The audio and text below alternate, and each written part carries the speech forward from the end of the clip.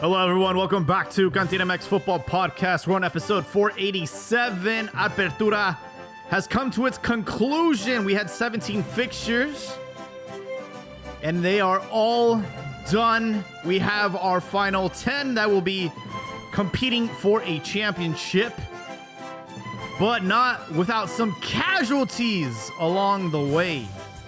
We're going to be talking about that tonight.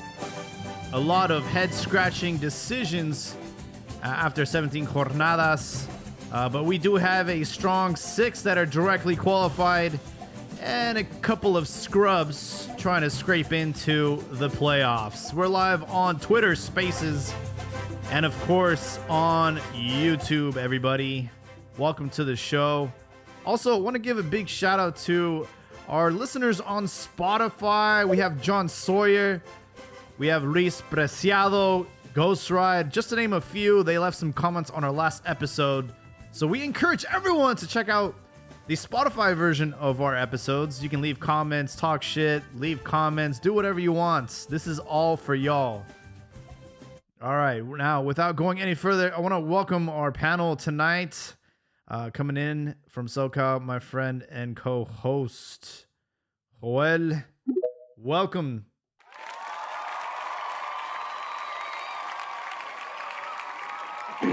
What's up, Jaime? How we doing? How we doing? I'm doing okay, but I didn't see your hot take on the hot topic right now. Do you take the cake mordida?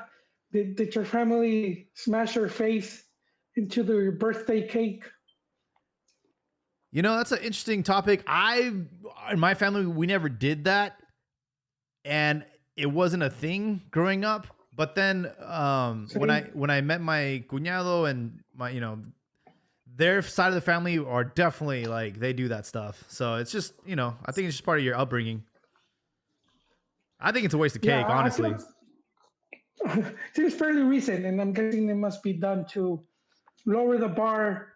And, that way as a kid, you don't have high expectations. Just, get a paycheck and keep the gun out of your mouth. So are you foreshadowing all Chivas fans? Don't get your hopes up. We finished 6th. Don't get your hopes up. Oh, no, sir. No, sir. Not at all. I have Chivas as a dark horse.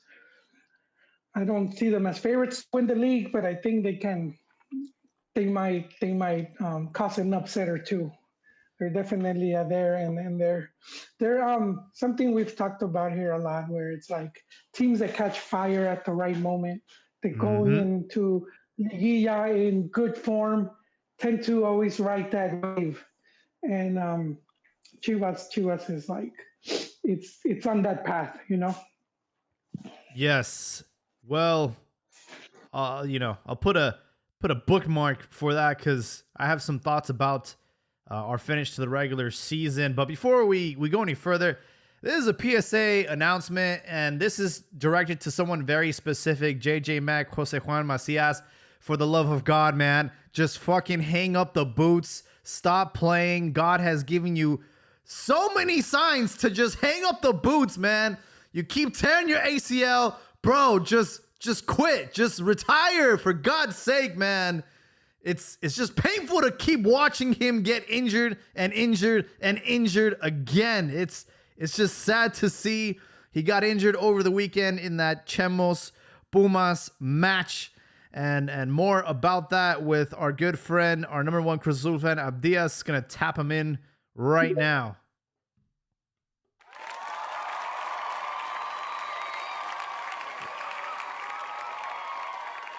Talk to me, Abdias. Welcome. You're on mute. Putísima madre, güey. Happens every couple times. Buenas, putos. ¿Cómo andamos? How we doing, man? Talk to me about Kevin Mir. Talk to me about Jose Juan Macias, Carrasquilla. A lot of... El pinche árbitro también. Like, no mames, güey. It was...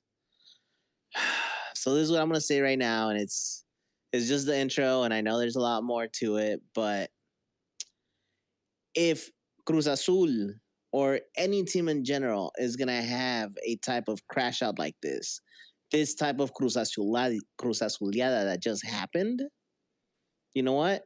I'll take it now in the last game of the season. That way you can bounce back. Because no mames, güey. Like, everything fell apart. JJ Mack, I 100% second that PSA out there. Like, I get it. There's the love of ball, but come on, man. You got to walk at some point. So have mercy upon yourself. And then after that, fuck, pinche Carrasquilla, güey. It was like, yo, I'm going blood for blood. Y se llevó a Kevin Mier, güey. And it was like at the 44th minute. Like, in a bullshit play, too. He just, like, goes in, cleats up, boom, nada. ¿Verdad?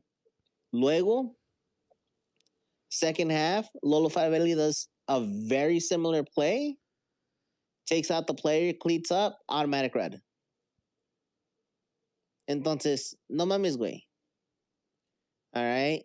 Alisson, on that corner kick, he takes two steps sideways, looks up, and fucking sees the player. And I don't know. But from what it looks like is that he gets a good look on him before he goes airborne and decides not to dive for the ball. So shit just fell apart, man, between calls not being consistent. Because come on, man, what the fuck were you shown in the VAR that you're like, nah, it's a yellow? You know, that's some bullshit right there. Like, dude went out for murder. Like, blood for blood, I get it. Pero Hey, man, we're just peppering your anus because you're about to get that smoke when Liguilla kicks off because it's going to be Chivas versus Cruz Azul. You do not want this. You are not ready for this, dog. you think I'm scared of you, bro? Pinche Macho Man Randy Savage over here. Like, come at it, bro. Oh, we coming. Oh, we coming, dog. I know you guys finished in third place, but Chivas are hot. They took care of business at home. At one point, they had Rayados down 3-0, dog. I'm not going to lie. There was a little scare in the second half. They just gave the ball to Monterrey and said, hey, you know what? We're bored. Give us some action. They took out Oso, who was doing a really good job of defending against Canales. And once Oso got subbed off, that's when Canales got in the game. They started scoring goals very quickly. It felt inevitable. It felt like it was going to be a 3-3 draw and Chivas were going to, cuck themselves at home. However, in the craziest fashion, a ball goes to the head of Javier Chichabuelo Hernandez and he connects. And it's like vintage Chicharito. The goalie can't get to it. He scores and the crowd goes wild. He starts crying out of disbelief. And it was just a absolute beautiful way to finish the regular season and to give us that victory. And it's like all the momentum right now is on Chivas' side, man. It feels like something special. When you talk about a championship run, you think about all these like moments in a league or in a championship run where you feel like luck is just on your way. I don't want to get ahead of myself, but I think it's like one of those moments that's gonna carry us through this Liguilla whenever they decide to kick it off, because the play-in is not until November 20th. So we're gonna have to sit on our asses for 10 days just to see who qualifies, and then God knows when Liguilla actually kicks off. But Cruz Azul has a couple weeks to get their shit together, man. Yeah, unfortunately, I'm not getting my starting goalie back with a fucking femur fracture. So, yeah, dude got fucked. So we're going to have to go in with Guillermo Alisson and see how it is that all of that plays out.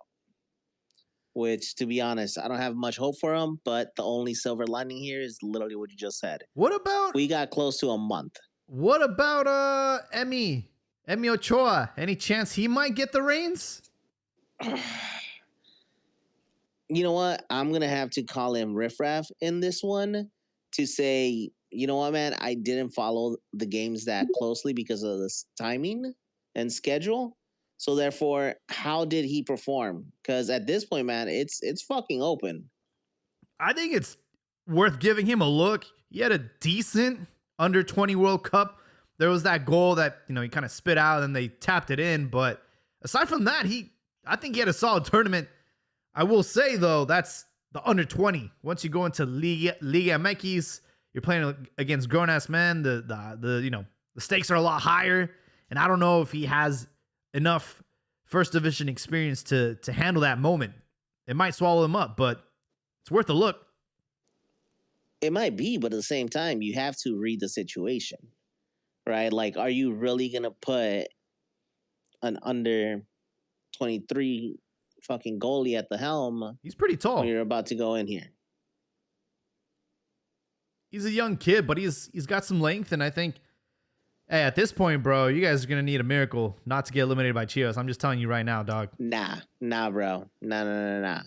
Because in case you didn't watch the match, in the first half when Cruz Azul was full force, they were running that fucking game. That second goal. It's Pumas. What the fuck do you expect, was dog? Beautiful. You're Chivas, bro. What the fuck do you think you are? Bro, Pumas are a fucking joke. They have JJ Mack playing on one leg, and then they took out that leg. It's like, come on, bro. The only one that's balling out at Pumas is that mercenary fucking Carrasquilla, the Panamanian. Dude, he's the Punisher, the Panamanian Punisher. Just taking everybody out. Pero no, güey. Like, neta, se los olvida quiénes son. ¿Verdad? Ese es el pedo. You forget yourself. You cannot deny Chivas are in great form. They've won 4 out of their last 5 matches, and they're going to be coming into this Liga with some momentum. However, I will say this break in between the regular season and playoffs is a fucking joke. Liga MX just released the schedule. We're not going to get play-in matches, Xolos versus Juarez, until November 20th. Pachuca and Pumas will be the other 2 teams fighting for a play-in spot. So we're talking about 10 days for this thing just to kick off. And they still have to have, I believe, 2 games, right?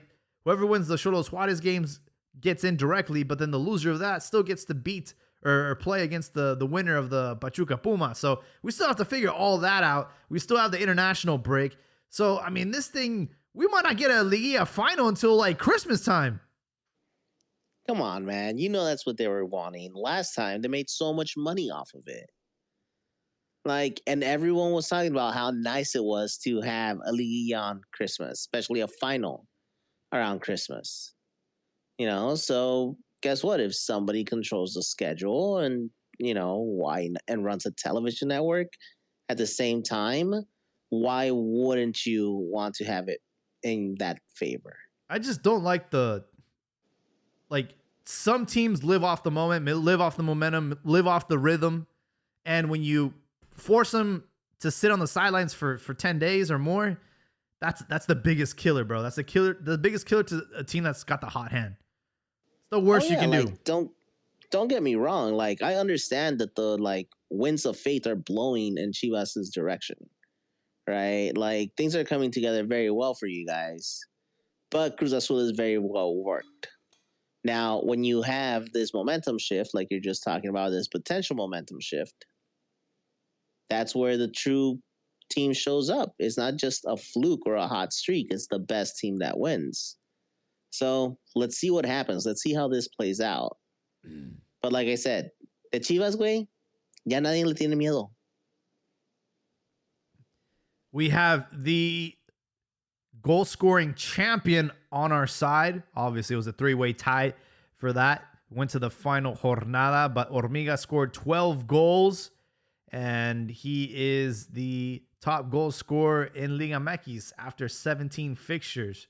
He shares that title with Toluca's striker, and I think the other one is Atletico's San Luis. But he's the only Mexican with 12 goals, so you got to give him credit.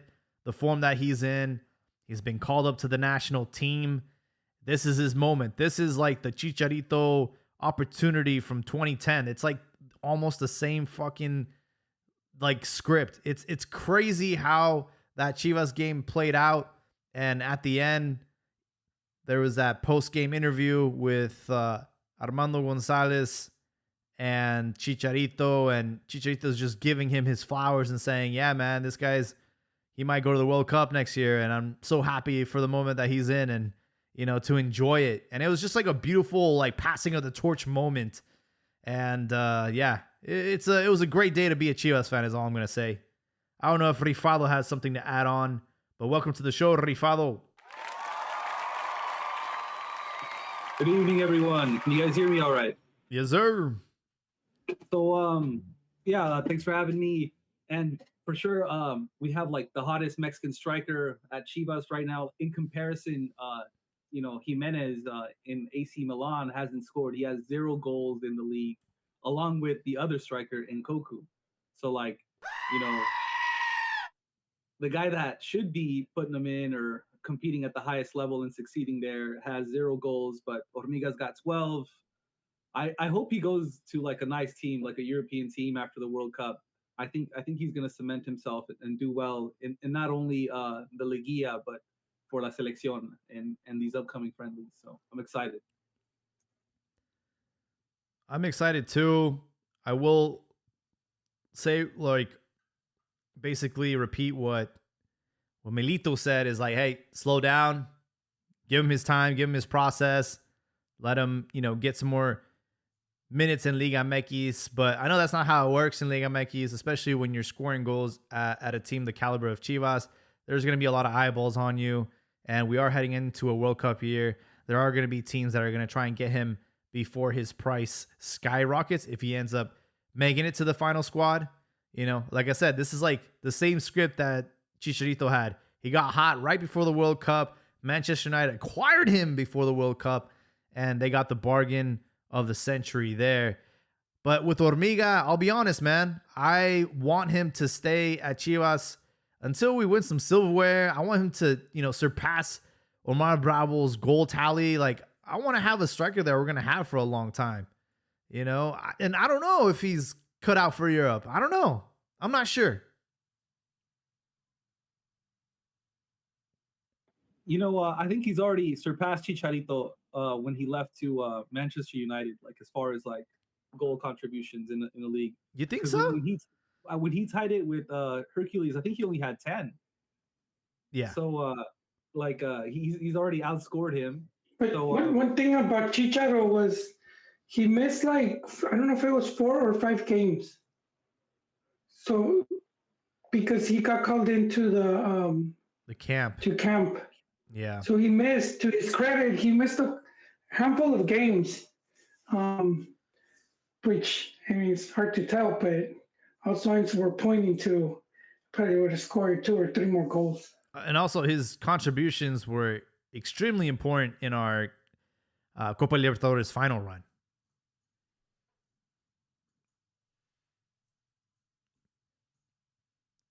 Yeah. But I do see a lot of similarities nonetheless, like the way they attack space. Yep. They're both quick. I think Chicharito was a little bit faster, but Hormiga's a little bit taller, so he's got that for him. But they're very similar, and I think the trajectory should be the same. He's the best Mexican striker in Liga MX. Let him do it for another 6 more months after the World Cup. Let him go to Europe. Milito, you have to take what he said with a grain of salt. He's from Argentina, and they have a little bit more history. That's true. A little more gravitas than Mexico, and they have fucking strikers for days, center forwards for fucking days. Like so much so that like we get the leftovers, like Berterame.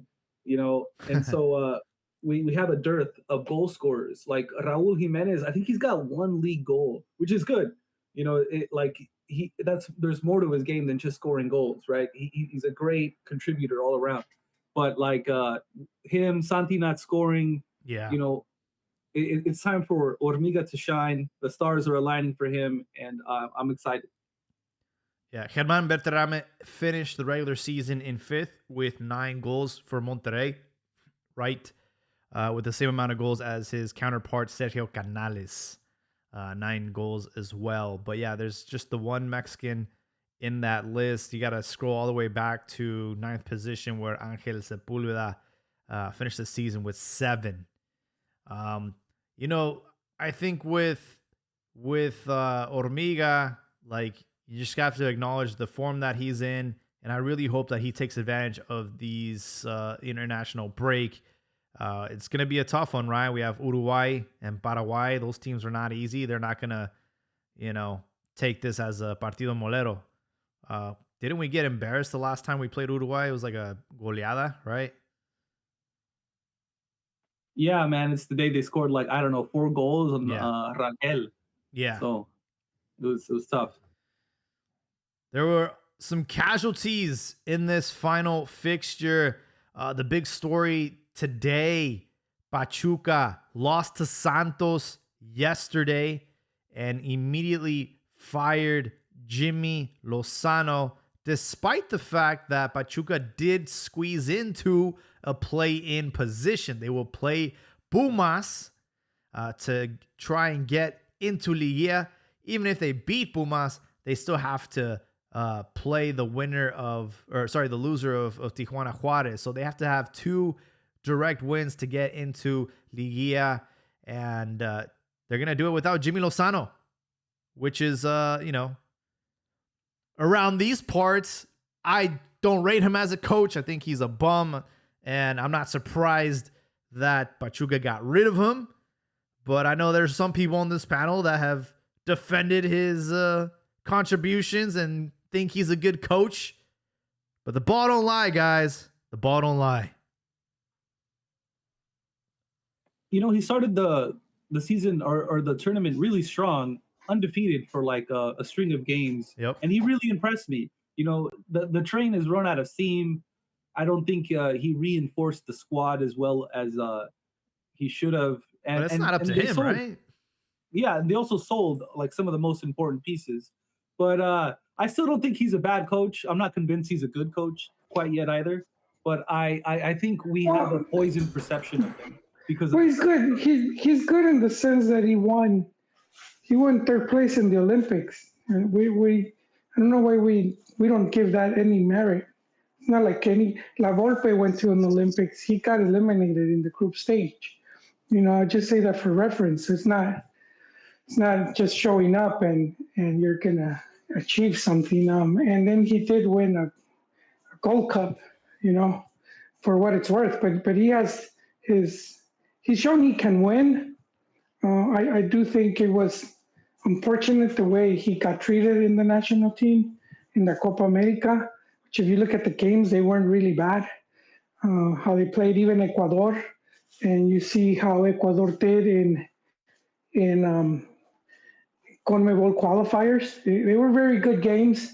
They only conceded 1 goal off a penalty, a bad penalty that Mex gave away. So overall, I don't think he sucks. He just, with club, it can be difficult, especially, again, we're looking at half a tournament. It's basically what he had at Pachuca, half a tournament. You don't even have a full season of what's a real season is. You just play the teams once, and that's that. But I think Pachuca's been the type of, just the way they do things. I don't think they rely on a coach. And, I was seeing the other criticism that he didn't debut any players. And it's like, I don't think it was, I don't see it as that bad just because you're not always going to have a good cantera. That's just, it's bound to happen. It happens even to the best of them, even to the River Plates and the Ajax and the Bocas and all those teams. That's why they buy players. So you're going to end up sooner or later you're just not going to have anything good coming up. I mean, that was Chivas for years. They couldn't, none of their youth players were amounting to anything. It was pure hype. And then they wouldn't go anywhere. I think recently Chivas has been doing really good because there's been a string of players coming out. So I think this is bad stuff for Jimmy. It's like a black cloud now following him. It's like a stench. And he looks worse than he really is. Like you said, he got the team into playoffs. So it sucks that they're booting him because I do think that lowers the stock.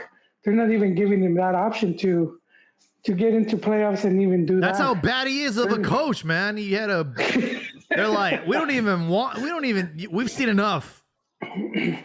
There must have been something there. I don't know if maybe communications broke or he didn't get along with the players. That's exactly what I was going to say, Joel. I think Yeah. le tendieron la camita. They said, ¿sabes qué? Jimmy and his Yeah. TikTok dances are just not part of the group. Was he still doing them? Nah, I'm just, everybody knows about his TikTok dances. So obviously. He did it for his daughter, no? His Yeah, he did it for his daughter. Yeah, exactly. That's a dance. Well, the thing that me dice, que there was some kind of internal issue was the whole trophies message that he sent out, Hey, so Trophies he's no longer part of Pachuca. They had rescinded his contract quite a while ago. So yeah, actually, it seems like it happened like a month ago, I think, because very recently it happened. So I didn't even put that together. What did he post? Things happen for a reason, something like that. Exactly. That's exactly what he said. He's like, oh, I'm in a good mood. Things happen for a reason. Some type of, yeah. No, more like time never lies. Right? Like time will always give you the reason. And like he's shirtless in front of a mirror. And honestly, he doesn't look out of shape. Like, how we're like, El Chofis is like fat. He like sucks. Like all of these things. Like he didn't seem out of shape. So unless he's using like an old picture. But he's been having that greatness. That FC Gorditos starter pack going. Oh, bro, he's got it on his bedside table. We're writing up the contract as we speak. Porque sí, he looks it. Yeah. I don't know. I think those tattoos are hiding his gut, dude. Probably. He's a really good player, though. I think he has the talent. At least at one point, he had the talent to be a top 10 Liga MX player. And then when he came to MLS, he could have even been one of the main players here. And for whatever reason, he dude, just... That post is petty. He says, oh, I'm so happy.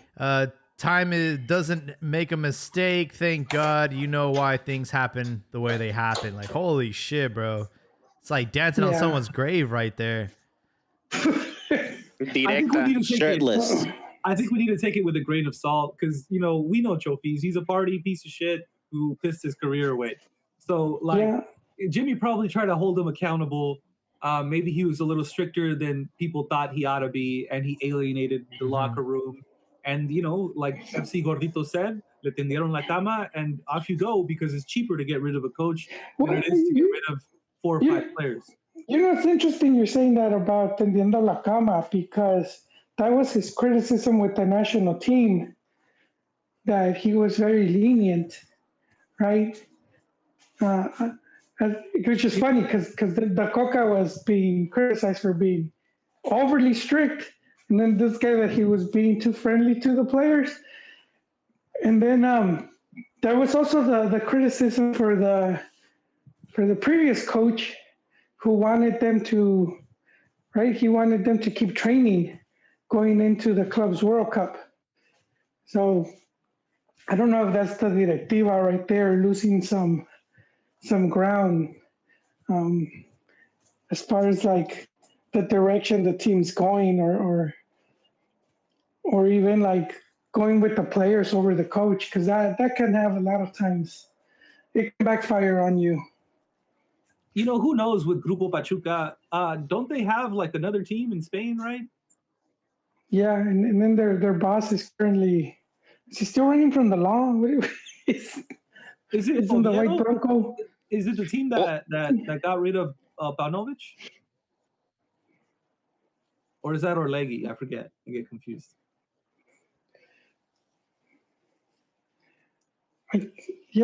Pretty sure they do have a team in Spain. He was at Real Oviedo?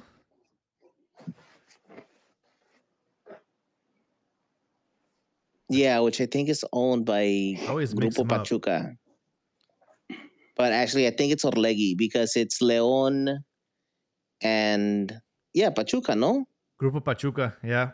Yeah, León, Pachuca, and Over there, that's where Salomon Rondon is playing.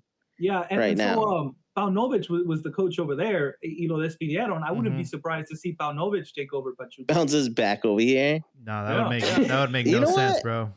It's a good job. I mean, he's good with youth. You know what's gonna happen? Exactly. It's gonna hold be. Hold on. It's gonna be Anselmi or it's gonna be Gago. There you go. You stole the. Oh shit! I would like Anselmi. I'm still pissed, but salud. Anselmi could do some work in there. Now, really quickly, Joel, you're full of shit, bro. All right? Like, I know I just said bless you. That was just being polite. But you're fucking full of shit, dude. All right? Let's take a look at Jimmy on his track record. All right? One of the times after the silver medal, right? Or the bronze medal. Yeah. We have to acknowledge something, right? That is under very special circumstances. It's a small bubble. Granted, it's like prime competition. It's like the best of the best, but it's still set in a very special premise compared to what Liga MX is. Second is the fact that when he was first given a chance for a team, he fucking crashed out with Necaxa. Mm-hmm. He was at Querétaro too, right? I believe so, and he also sucked dick. I was following him really closely at Necaxa. That was like the one right after the bronze medal, right? Like, oh, he's hot, all of these things. He knows how to work. He knows how to do things, right? He was Vucetic's assistant coach at Querétaro, and then he took over. Yeah, he was doing a lot of right things. He went to Europe. He did everything that we asked. He even has a Japanese assistant. You guys are talking like he didn't get his team into Liguilla. Like, I don't understand the hate. It's not de panzazo though.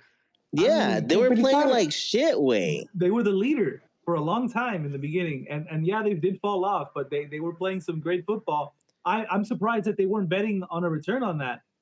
Maybe the players stopped buying it. Is what I think. Look. But like he was doing good, and even now that he's fired, he's not even doing that bad because his team is still qualifying for the postseason. So like, and then like it was mentioned earlier, we only received one goal for the Copa America. I know we didn't advance from the group, which sucks, but it wasn't even from open play. It was a Quiñones penalty. So, I mean... Pero también, güey, no mames, you got topped by the U.S. twice. Like back to back. I'm not convinced he's good, but to say he's This bad, is Mexico, bro. Like so. You're judged by a small sample size, and getting topped by the U.S. back to back doesn't fucking look good on your resume. So like I said, you crashed out at Necaxa. You managed to fall upwards at the national team because you were an assistant coach. El vato buena onda, el que dejaba que los jugadores fueran y se pusieran pedos y no chismeaba. So the players pick him. He stays at the helm. Then they fucking fire his ass because once again, you got topped by the U.S. twice, back to back, and you didn't even get a fucking reach around. All right? Te dejaron seco y adolorido. So therefore, he gets fired. After that, he ends up in Pachuca and sucks his dick even harder. Fails everything that the institution supposedly stands for. So then get the fuck out of here, dude. You're not a good coach. Like, and people are going to say, hey, we don't have enough Mexican coaches in the league. Look how they treat them. And it's like, well, look at how they perform, Like, there's nothing special about Jimmy Lozano. And, I think his performances are magnified because the simple matter is the league is full of foreign coaches. And we don't have good Mexican coaches. And he's like the only one that's like decent, I guess. But he's not a good coach. He's not. I think if anything, the biggest thing is, wait, go abroad. Go do that stereotypical Mexican thing of going outside of your country and proving yourself, proving your worth, showing off your craft, doing all of this shit. Like, get out of Mexico. Go elsewhere. Show us that you can actually do it and then come back and clean up your name. You know what's funny? Jimmy y Dominic Torrent are not doing so good, and they were on the short list to be Chivas coach. Oh, that's it is funny. Well, I mean, according to the media. We won't really know. There's got to be Not some like truth to Chivas. it, though. Monterrey has no right being this dog shit, and they were fucking torn to pieces by us. We dominated them for the first 30 minutes of the game. It was just utter domination and just masterclass. Fútbol sexo de Melito on full display, man. They were. Someone said that they were teammates at one point. Milito and Monterrey's coach. Yeah. Let's ask ChatGPT a ver qué nos dice. I know he played for Real Zaragoza with his brother Milito, and then he went to Barcelona bench, and then I don't know what happened to him. Yeah, I'm not sure. They have some sort of connection together, so I don't know what it is. Maybe it was coach, or what is it, teacher and apprentice? Who knows? All I know is Milito got the best out of Torrent on Saturday. Chivas are looking good, and my only concern, honestly, it goes back to the schedule. Like, I don't know when Liga is going to actually kick off. The play-in doesn't start till 10 days from now, so we're at least looking maybe the week of Thanksgiving when we see Liga kick off, and that's just far too long for a team that's in great rhythm right now. Toluca ended the regular season in first place with 37 points. To me, no surprise there. Also, no surprise to what happened to them on Saturday, pushing America's shit in, and America that's their boogeyman. They just can't beat Toluca. Unfortunately, we don't have any Americanistas on tonight's podcast.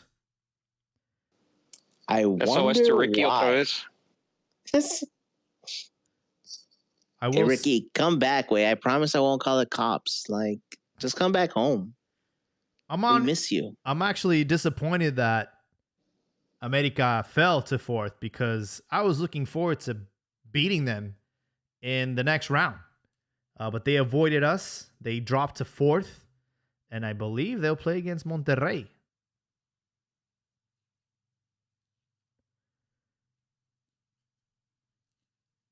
Rayados or Tigres? Rayados. All right, that'll be interesting. Yeah. Sergio Ramos versus whoever the fuck their defenders are. I don't keep up with the Huilas. Tigres. If anything, it's more interesting the fact that pinche Ron goes missing. When he left, was like, "Are we in crisis, guys? Are we in crisis?" Pues, wait, te metieron la pipa. So you know I who's think in, so. you know who's in, you guys know who's in crisis? Fucking Malagón, otra vez la cagó. Malagón is a terrible goalkeeper. But I know he's going to be our starter in the World Cup, which is a damn shame. You know, I was listening to Rafa Ramos on his podcast with that young woman that he does it with. And I think her name is Patty. I'm probably wrong. But Eli Pato. Oh, Ellie. Okay. Anyways, he said that the best team right now in Liga MX is Chivas. And I was like, holy shit, this guy is like, it's going to like, I don't know, Armageddon or something, dude. Because Ramos loves to shit on Chivas, dude. And even this guy is convinced that they are the best team right now. And so I'm very hopeful. We're coming in hot. I don't like the gap, like Jaime is saying, but I do think we're the best team in the hottest form, and we can beat anyone. Except Toluca. I don't know. If you look at the regular season, right, we against the top five, Toluca was the only team that like dominated us and like I think beat us convincingly. We obviously had a pretty close game against Tigres. We missed the PK. Cruz Azul could have gone our way. We lost that game though. We beat America and we dominated America and we dominated Monterrey. So it's like, okay, not too bad. I still think we're missing something to overcome Toluca, and maybe that comes out in a final if that was to play out that way.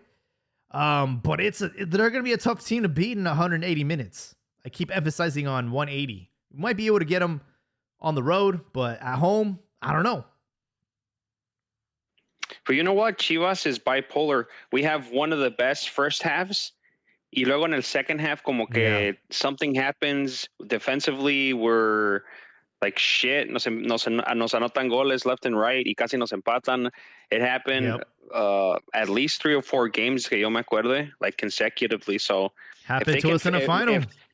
If Milito can fix that freaking second half defending, I think we can, take it to we can take the final, literally. Well, I'll tell you. The Luka game, That Toluca game, it came during our weakest moment where we were playing well and losing, and then that game happened, and then from there on, it was a different Chivas team. And so, like, while yes, Toluca did beat us convincingly, I think the way the team is running now, lean and mean, they are capable of beating anyone on their day. It's not to say that Toluca, won't be, the champ again, with the doblete.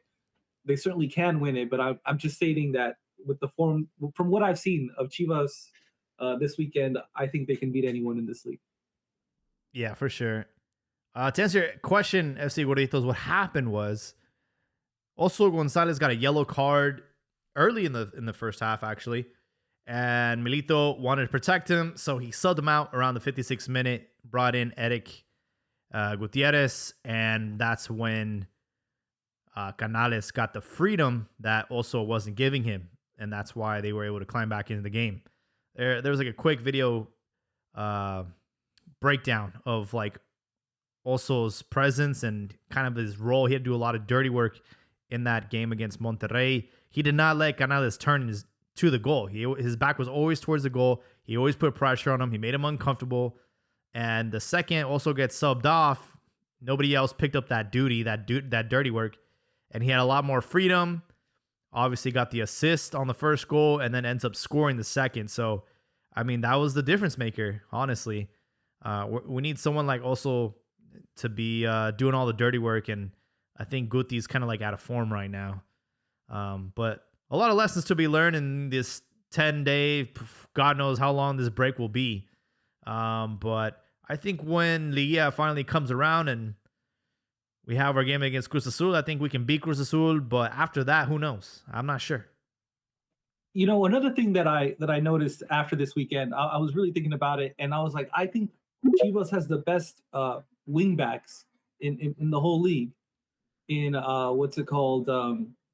In Ledesma and Cotorro.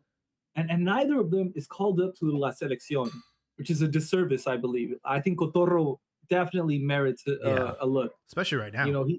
He's so good. And he gets in on goal. And he has like the legs and the body because he's strong too. Not only is he fast and does he have stamina, but he has, all these intangibles to be a two-way player where he'll be in on goal one moment and then he's running as the last man the next. And so, like, Gallardo can't do that. I know that's what we loved about Gallardo for the past 10 years, but he's on the wrong side of 30, and I don't think we're going to replace him, but at the very least, Cotorro deserves a shout.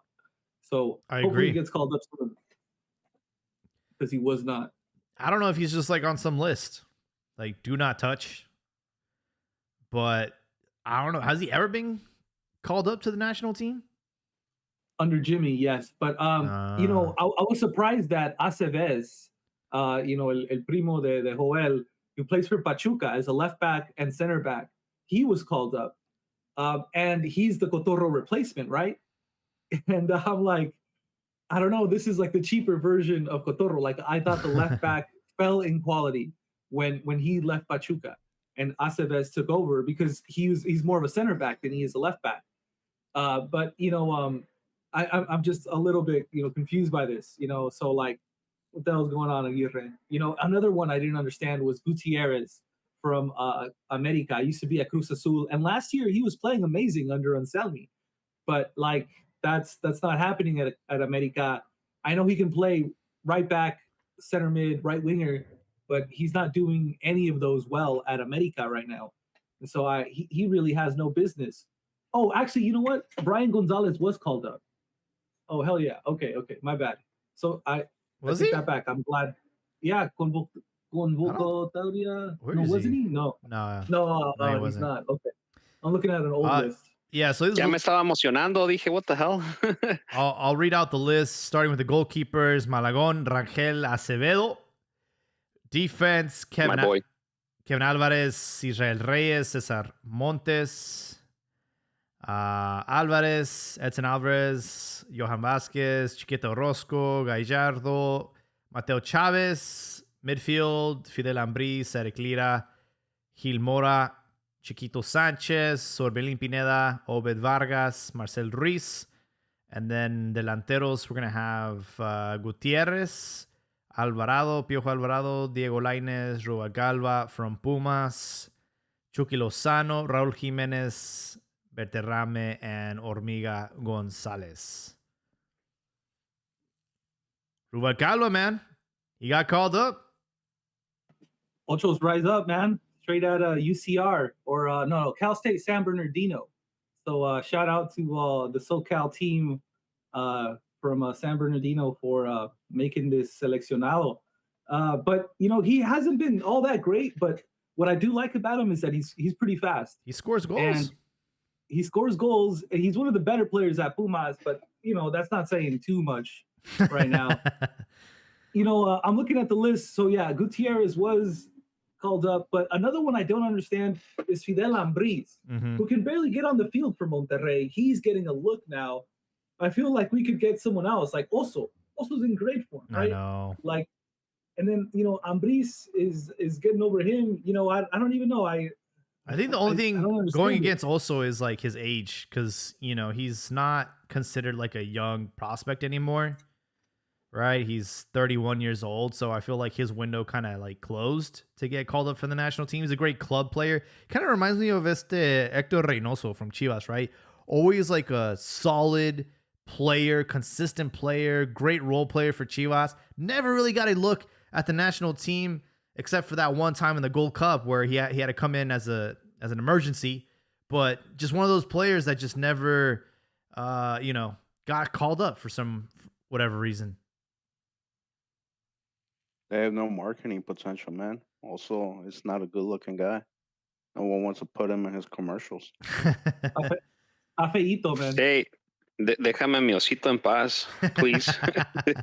Hey, man, I will say that Guti, I don't know if you guys saw it, he has a video where they ask him who's one of the most important players for Chivas, and he goes on a 2-minute speech of how amazing Oso is. Wow. And also gives the equilibrium to the team. So I thought that was pretty cool. Yeah, I mean, that's been acknowledged by even La Volpe. La Volpe even made a little snippet video like, hey, Milito, if you're watching, you need Oso. Oso is your missing player. So it's he's getting recognition around the league, and it's very evident when he's on the pitch, when he's not on the pitch. Want to go to the YouTube comments real quick. Shout out to Alex Torres. Says, who do you think would likely coach in Liga MX and thrive? Jesse Marsch, Thomas Christensen, Jürgen Klinsmann, or Greg Berhalter? Who the hell's the second guy? Thomas. Wait, what was the question? Can you repeat the question? That's Panama's coach, I believe. The question, Joel, is who would thrive in Liga MX? Thomas Christensen is coaching Panama.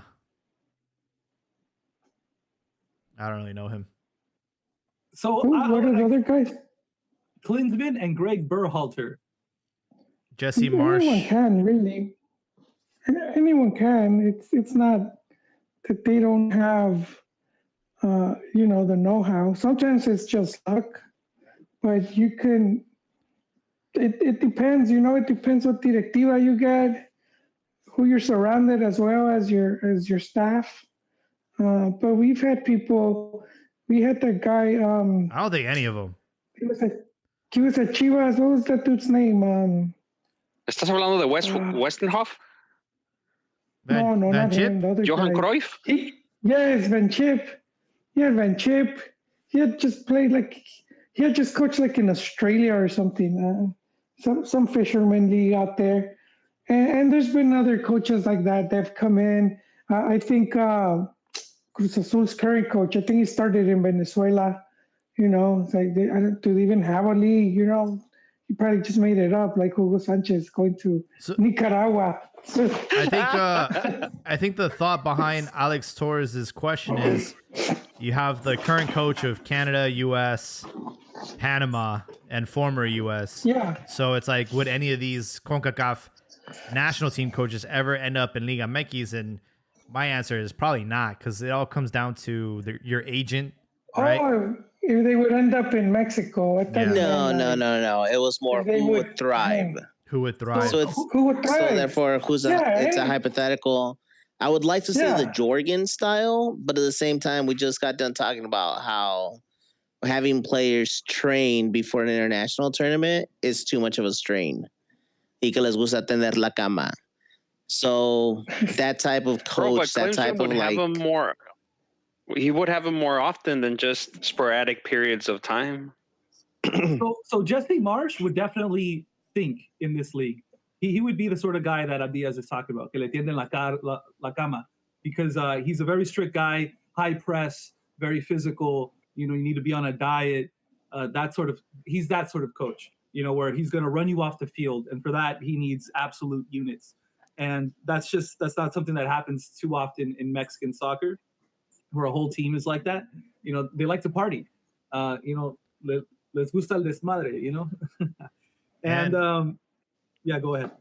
Oh, just to add, I think he's the only one to maybe end up in Liga MX, because he traveled to Monterrey to try and court Marcelo Flores, even when he wasn't playing. He wants Marcelo Flores to switch to Canada. So he's at least been to the country and scoped it out. And it seems like that might be a done deal. He could take Flores. Just leave the hermana. So he has an interesting trajectory, because he started off with the Red Bull company, first in New York, then he went to Austria and Salzburg, RB Salzburg, and then he went to Leipzig, and then he went to Leeds, and now he's at Canada. So, he's the sort of guy where he hasn't been too successful, but he has an interesting trajectory, and I do think he has like good coaching style, like for the modern game that's very physical. He's part of that new wave, but I don't think that would mesh well with Mexican soccer. I think Klinsmann could do well at a place like Pumas, where like he's got like that he's got the character, he's got the aura, and he has the equity with all the success he's had as a player, more so than a coach. He hasn't really been that successful, but he's the sort of guy who brings in players abroad. He's the guy that spearheaded like the USA's like foreign-born players. Like they have so many of those now because of him, in part. So I think he'd be interesting. And then Greg Berhalter was actually in contention to be the Club America coach. I think he was leveraging Televisa, which I thought was rare. Them being used as opposed to them like being the nefarious group. What's it called? But he was in contention to be the Club America coach, and it didn't pan out. But I do think he'd be successful here. I think he's the sort of guy players get behind, and I don't think he's that bad. He also added, put some respect on Ellie. She is a pure queen. Thanks, Alex Torres, for your comments. So yeah, we talked on a couple of subjects. What else is missing? What was the other news? I forgot. I got to write down my thoughts, man, because I feel like there was a lot of news that broke out in this last fixture. Let's go to some of the results. Tigres won their match against San Luis 3-1. Finished the season in second place. They're definitely heating up. They've won 4 of their last 5 matches and just 1 draw. So yeah, they're on fire. I think right now the stock, you look at the 3, 4, and 5 spot. Cruz Azul lost their match. America lost their match. Monterrey lost their match. So they're going into this Liguilla limping. Toluca has the benefit of finishing in first. They'll get the worst team, which will probably be either Tijuana or Juarez. Tigres will match up against either Pachuca or Pumas. Cruz Azul, Chivas, and then Monterrey, America.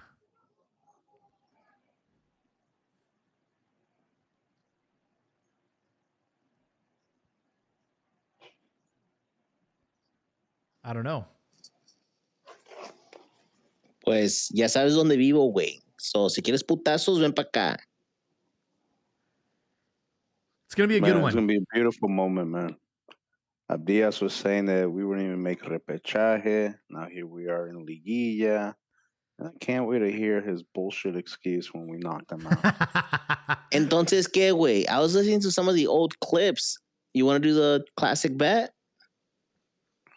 Hey, let's do a classic bet. I'm ready for you to blame it on Chiquete that he fucks up. He's a Chiva hermano. He sold out or some bullshit like that. All right. Loser changes their name to Soy la perra de either Chivas or yours will be de Cruz Azul. No, I need something more toxic, something vulgar, something that the kids cannot read aloud. A huevo. Something that when somebody's listening to this podcast with their family on a road trip, they're like, kids, cover your ears. I love it. So what we like to call a true Cantina MX moment. Yeah. Correct. I love it. I love it. We'll see what happens. It's going to be a good one. I really like this league. I'm really looking forward to it. There's really no, I think, like bad team. At least in the top 6, anybody can have their day. Once you look at like the 7, 8, 9, 10 spot, those teams are most likely going to be eliminated. I know, it's Gil Mora and Tijuana, but I don't think he can carry them to a victory against Toluca or Tigres. Man, I don't know. I know like Chivas in the last 6 games, I think we were like first in the standings if you only looked at those results.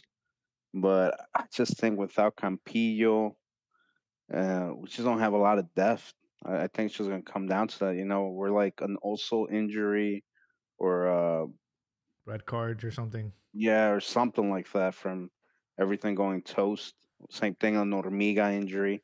Doesn't need to be 2 or 3 guys, just like one crucial guy, and we look toast. Hey, Chichabuelo, this is his last run, bro. It's destiny for him to finish out his career, his contract with some silverware. God, he might even end up scoring the game winner like he did against Monterrey. Who knows, bro? Hey, you know what they say? Hollywood cannot write better scripts than soccer, man. You'll be seeing some crazy stories, and that can be one of them. I mean, we saw how the World Series panned out. I think right now the sport gods are in our favor. I do think we're suffering from the wear and tear. Sandoval was on the bench, where he's the usual starter. He's really cemented himself like in the starting 11 for this last game. He came off the bench, but also Milito isn't rotating a whole lot. So that means that shows me that he doesn't trust the whole squad or see too much benefit from them. Like Olivas, he's not getting any play time. Cade? Cade's not getting any and he's rumored to leave. Yep. And then he opted not to play Yael Padilla or Camberos. And I understand he's trying to close out a game, and those are offensive players. But I would have hoped they'd featured more, and they really haven't. But that's not to say he hasn't played Jovenazos. But what was the kid's name? Samir, the one who scored the winning goal when he had a good-looking mom. He's like a 17-year-old. Like he hasn't featured again, really. Maybe as a sub, but he wasn't even on the bench this game. So like he's really relying on his proven guys, and that's great. Goes to show you there's a strong coalition of people that he relies on, but the guys that he doesn't have been frozen out. And luckily, Seppu came back and didn't shit the bed too hard. I thought he would. I was waiting for it. But it didn't happen. Good thing, we're going to get Ochoa back from Juarez, who hasn't really featured since coming back from the U20 World Cup, as well as Ray, who is at Puebla, who's in last place. Yep. But they did have a good Leagues Cup where they somehow fell into, I don't know, the last 8 or something like that. So like, and he's been an interesting player for them. I liked him. He's actually been playing as a center defensive midfielder, which I think is something that Romo and Campillo often do. So yeah. I would like him in the roster to compete for that position because we're obviously, thin. So I'm looking forward to them coming back. And then there's been rumors of the kid from Chicago. What's his name? His name's Brian Gutierrez. Brian Gutierrez from the Yeah. Chicago Fire, 22 years old. He looks good. He got we his talked about him passport. got his passport, and he's been rumored at Chivas. I heard they try to buy him. Chicago said no, but might be we're trying to get him for not only Chivas but for La Selección as well. Mm-hmm. I hear he's good, so let's check him out. Yeah, I would not be surprised if there's some kind of swap with Cade Cowell, who there are rumors of him going back to MLS. And yeah, I think he's, physical and speed wise, he's one of the best specimens on the team, but not a lot of brains, not a lot of good decision making. And I could see how where he excelled under Gago doesn't fit the schemes of Milito. And we have plenty of other players in that position that are ready for it, for their opportunity. Yael Padilla and Camberos. And I, for one, like him, but he's obviously on higher wages than some of the Cantera boys. Mm-hmm. And I don't think he's happy with the amount of minutes that we've given him. What I do like about him is he's fast as fuck, and you can play him anywhere up top. Left wing, right wing, center, forward. He could do it all. And he's fast, and we don't have a whole lot of physical players that are Mexican. So he's got intangibles that we don't often see. And so, I would like to keep him, but I don't think he is happy warming the bench for us. He was undisputed. He was an undisputed starter in San Jose, and here at Chivas, he actually had a great start to the season under Gago, and Gago really utilized him in positions that he's never played before. At one point, he was like a striker, just taking advantage of his speed and physicality. But yeah, I think under Gago, under Milito, it's just not a good fit. I think Milito requires more out of his players, and also I'm sure there's the language barrier too. So I'm not sure, but if he's used as trading chips to bring in someone better, I'm all for it. I know that there's a rumor with us switching over to Nike. Nike wants one of their guys for marketing purposes, and that might be Chucky Lozano. So who knows what happens there. I do want to bring up the conversation, a rumor circulating online. Mazatlán ended their season in 16th position, and there's a rumor that Atlante is prepared to acquire them and take their spot in the first division and rebrand as Atlante, which is insane, right? Because Mazatlán did the same thing to Morelia. So how likely is this to happen, guys? Very likely, like you said. I wouldn't say insane. That's just the norm. Liga MX. A lot of teams have done it, so nothing new. And I think it's even if they do bring back promotion relegation, we will still keep seeing this because there's a lot of teams from second division that they won't be able to compete in first.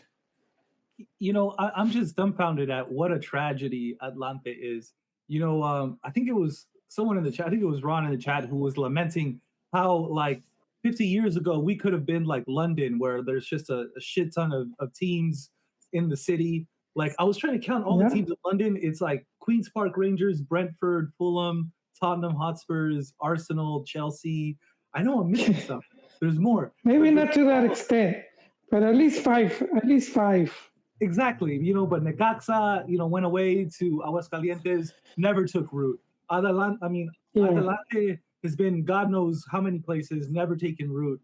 I don't think this what they're trying to do in I don't know, transplant them to a new spot is ever going to work. That's really tough. They were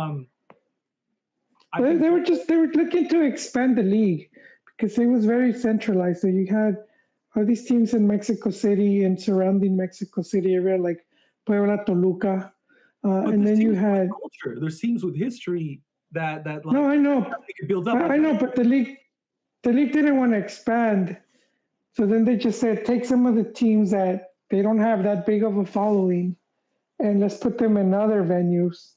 So now it's sort of even if that team didn't catch, they're getting to see Chivas, Cruz Azul, America. That was kind of the part of the idea. And then maybe it'll catch on at some point. I don't know how much of that's worked because you would have to go state by state.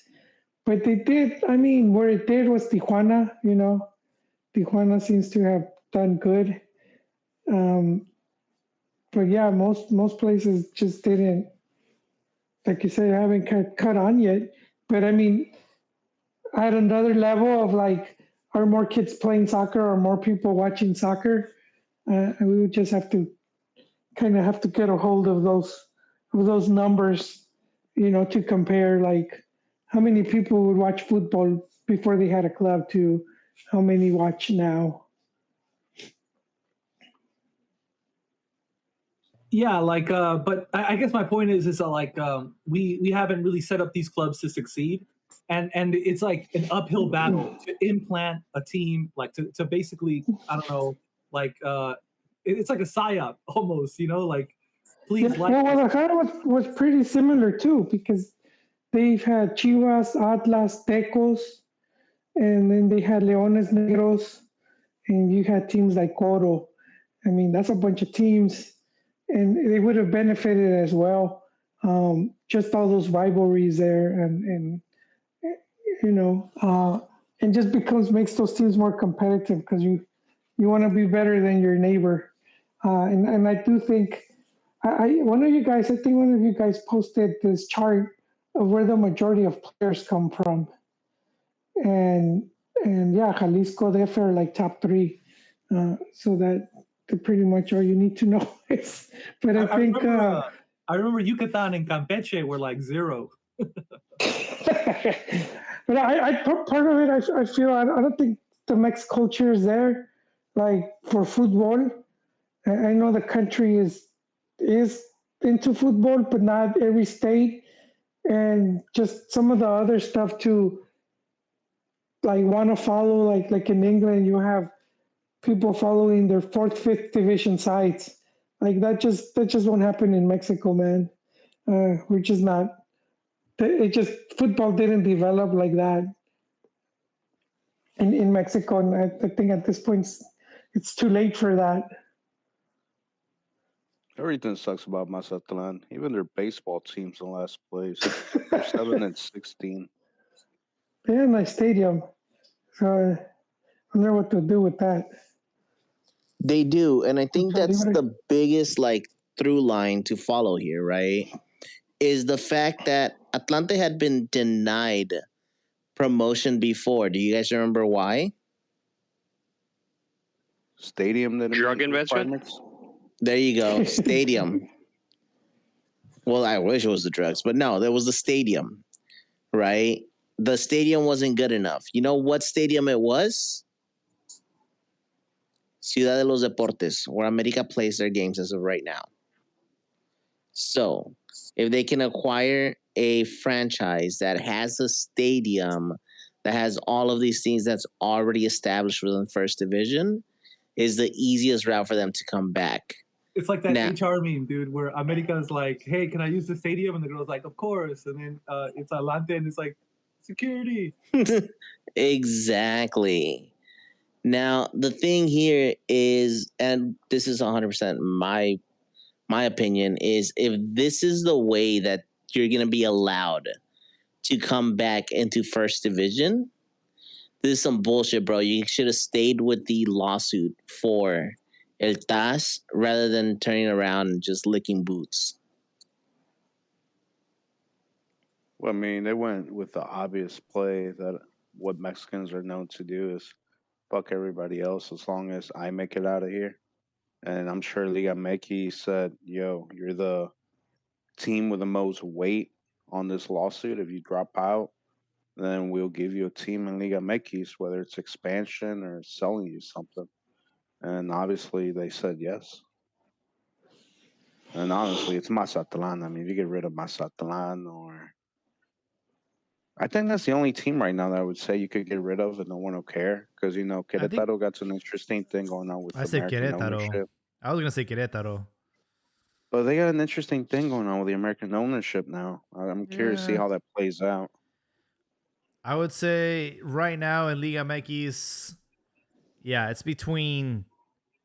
It's definitely between Mazatlan because they're just so young. They started in 2020. And they keep rebranding, dude, because their stadium used to be known as El Kraken. What is it now? I don't know. They sold the name. I can't remember right now. It's some bullshit ass name.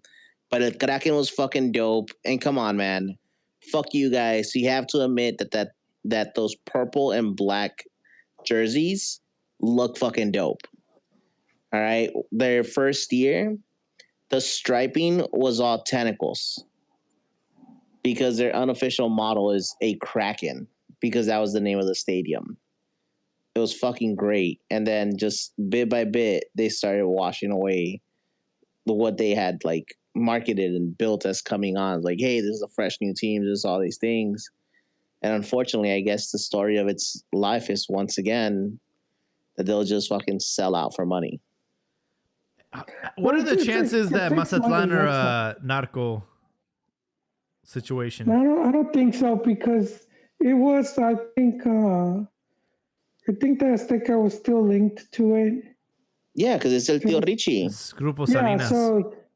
Yeah, so, Querétaro was the team that had been Querétaro and Monterrey and a couple other teams. Necaxa had been infiltrated, but they cleaned them out. Like, they got new ownership. Same with the Querétaro got new ownership. So all of these teams got new ownership. I don't unless they infiltrated them again. I don't think so. I just think it's it's an expensive hobby and it costs a lot of money. And if you're gonna, Azteca was never really known for putting much money into their clubs. So I think they were never able to secure like good sponsors and everything that you need. So then it's just stop the bleeding right there, man. Just so I mean, when your sponsors can only truly advertise on El Viernes Botanero, like it really limits what you can do. All right. Really fucked up Friday football in Mexico, dude, because it was the same fucking teams every goddamn Friday. Was it Pachuca, right? The three main teams. Nah, it was like Mazatlan, Juárez, Tijuana. Wait, what was the team that ended up making the most points on Friday? I think it was Gallos. Juárez? I think Gallos won the Friday. The Friday League. The Friday They should Cup. just give him a little trophy for that, like, fuck it, here you go. You won the most games on the Viernes Botanero there. In our league, they don't face everyone, right? Every team doesn't face every other team. Is that correct? Or do they? No, they do, man. Everyone. Oh, they do? Yeah, there's 18. What are you smoking, Ray? 17. What another? Is it that they don't play each other twice? Is that what it is? Yeah, wait, no mames, wait. You're starting to come off like a fucking boomer. No puedes ser tan pendejo. No mames, güey, ni boomer, güey, como un Huberto, güey, que no ha visto. You're kind of like some American right now. MLS something. Some MLS stand over here. Este cabrón still wet behind the ears. Because I feel like some teams only face each other. Is why It does feel like that. It feels like that. It feels like that. It's not that. It's Querétaro, Puebla, fucking Juárez, and fucking Mazatlan. Like every fucking Friday, it feels like that's going on. It's like was that movie Groundhog Day? Yes, sir. Exactly. Great movie. So Mazatlan, if they end up selling out to Atlante, I think deservedly comes back to first division. But I don't like it in this fashion. I would like the league to get expanded to 20 instead of just replacing teams that are already in here. But if there was any team that I could get rid of, honestly, it would be Querétaro, just because of what they did against Atlas and that whole scandal. Like I feel nothing for Querétaro. I feel nothing for Mazatlan. I also don't feel anything for San Luis. I feel bad for Necaxa, dude. Necaxa is just, I don't think they're ever going to have their glory days like they did in the 90s. But yeah, I would love to see us just expand to 20 instead of having 18 teams. I don't know, man. San Luis looks like they're important for the region. They have a good home crowd in most games I've tuned into. I feel like that's I think the elephant in the room has been for a long time Veracruz. Yeah. They need to come back. and some like they're planning on it. Fucked it up, right? And he still owns part of it and is being a little bitch about it. No. Roadblock. But no, he owns the franchise. He owns the name, But no? Yeah, just the name and the colors. But he doesn't own like the stadium. The city owns the stadium, and his team got booted out because remember he wasn't playing. He wasn't paying, and so Veracruz can't come back. They just can't be Tiburones. They could be Pirates or Baby Sharks. I don't know. Any other name. They just can't be Tiburones Rojos. I guess they could alter their colors, but they could. Yeah, that franchise is sort of. I don't know how long he's gonna keep it. Maybe he could sell it to them, but he doesn't seem to want to. Or I don't think they even want to buy it from him. He wants to come back to the round table. Yeah, they're not letting him in. He was just too much desmadre. Double contracts. Who I would like to see back is Chiapas, but I feel like it was too complicated logistically.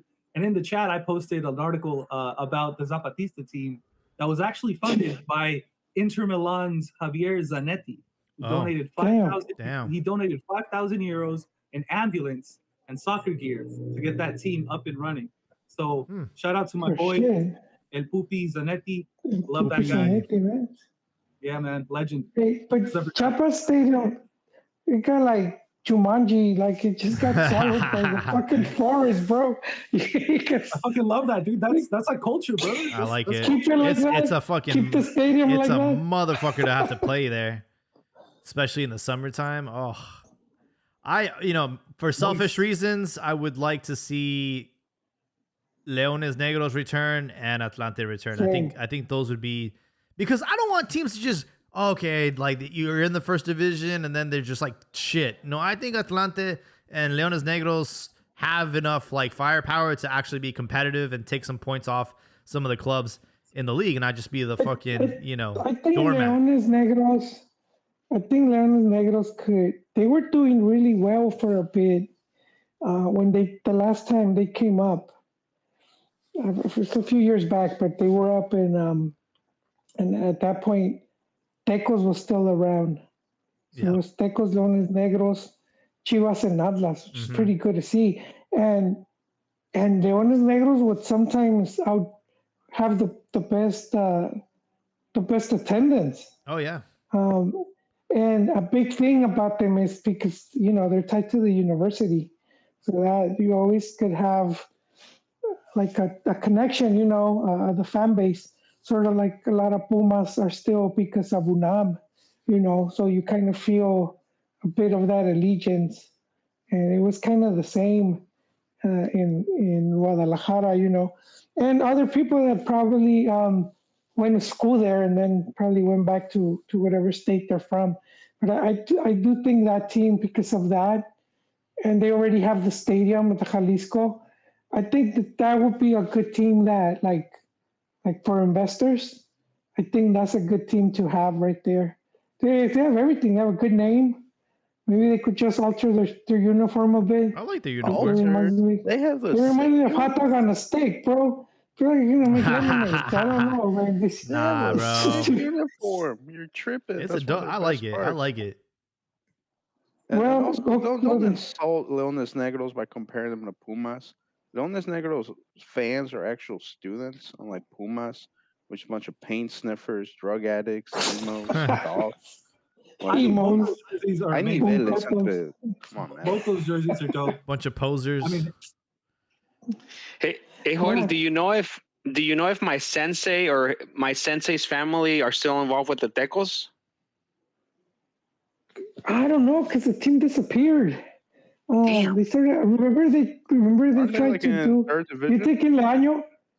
Yeah, but I mean, do they even still own it? Because I remember they did a rebrand. I don't know if you guys remember, and the logo was pretty cool. And they kind of went the Argentine route. They were called Estudiantes, because you got like Estudiantes La Plata and shit like that. Mm-hmm. And I thought it was a pretty cool name. I think the name And then they sort of went with the Harry Potter type shit for the uniform, which was also pretty cool. So they did this like a mini push, and then it just, I don't know what happened, bro. They just came and left. But no, dude, I don't know because I mean they went in on Chivas. You know, the Leaños. You had the junior right there. Eventually coached the team, and he was in charge of the youth, and he was doing a bunch of shit. But I haven't heard of Tecos, man. I think I should see what they're doing. I don't know if they do own it. Because you know the one thing about Tecos, they would always bring in some really good players. They would have some like they brought Abreu. They had Abreu, they had Donizetti. I think they're the ones that brought Pony Ruiz. But they would bring in some really good players. They would then end up in other clubs. So they were pretty good at that. I don't know. I don't know what happened to Tecos, man. This is the internet. I'm not sure what happened. I know they were owned by the Leaño family, right? And then Okay, so I'm reading right now, and it says that they're currently. So Tecos is currently playing in La Primera, like the Premier Liga Premier, and its chairman is Juan Carlos Leaño. Okay, so they still own it. Yeah, they still have their hands in it. I just know that because they had a player named Leaño who was dog shit, and he started every game, and I'm like, why is this guy playing? And then I found out, oh, his dad owns the team, or whatever. Nepo baby. Yeah. Well, you know who else is a Nepo baby is Jimmy Lozano. His parents were actors. And I guess he's also an actor, acting like he's a coach. Yes, sir. You know, some of the best players in the league right now, like Hormiga himself, is a Nepo baby. Sometimes, it gets you in the door. I think it gets you in the door, but if the quality's not there, then you got to go. And that's what happened with a lot of these Nepo babies. I don't think Jimmy is quite there, but then I definitely feel like, the Zidane son. I saw him be like the goalkeeper for like Rayo Vallecano, and he sucked. And I was like, damn, I can't believe this guy is like in the Segunda. Like I thought he was no good, but he's Zidane's son, so they gave him a shot. Yeah, no, yeah, you don't have to look too far to see some of the players and their come up and like, oh. Jaime, you wouldn't have done that. No, I'm not saying. I'm not saying I would have done the same thing. I'm just saying that a lot of these players. I would have been benching Hormiga at Chivas, bro. I'd be me hugging Chicha. Start realizing.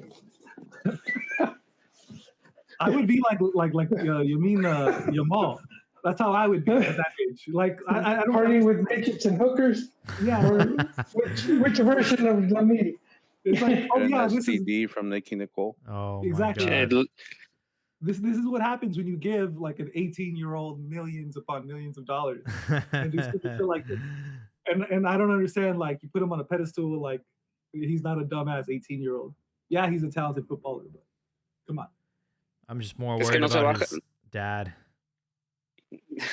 No se baja del pinche del guayabo. That's why he's fucking all fucked up. Yeah. Hey, speaking of those babies, the one that I feel bad for is my boy JJ Macias, man, because he doesn't need the money. He's probably playing like on the minimal contract for Pumas. And look at what happens. Those fucking Chemos, man. This is another reason we got to beat the Chemos for the Macias. What? That game had a very Mexica vibe to it, where in order for there to be victory, there had to be sacrifice. It was Macias. It needed to be done, dude. And it was very, like, typical for that area. If you look at history, you'll see Did Carrasquilla ever get a red? No. Nothing, bro. Not even the VAR fucking tapes. Crazy, man. Nothing's come out. Wow. That is crazy. But All ball. didn't they have the rule Yeah. where if you injure someone like that, All you ball. suspended while they recover? Because that's where that rule has to apply. I'm not sure. All I know is if you're JJ Mack, bro, just fucking retire, dog. Like, if I was the doctor, I'd be like, I'm not going to operate on you anymore until you actually sign here saying that you are no longer going to pursue this sport, you know? You know what's crazy, though, is Pumas, like, backed him, like, on social media and said, hey, you know, you'll be back soon. And his contract will be, like, honored and shit, which is crazy, right? Because if I was buying a salvage title, I'd be like, yo, I have the option of like opting out if this shit breaks on me again. At least that's what I would do. Well, they're saving money on Ramsey. They won the lawsuit against Dani Alves. So it's probably like their cherry case for the holidays, you know. It's like their make a wish. They're probably embezzling money, bro. So, you know, they're good. They're happy over there.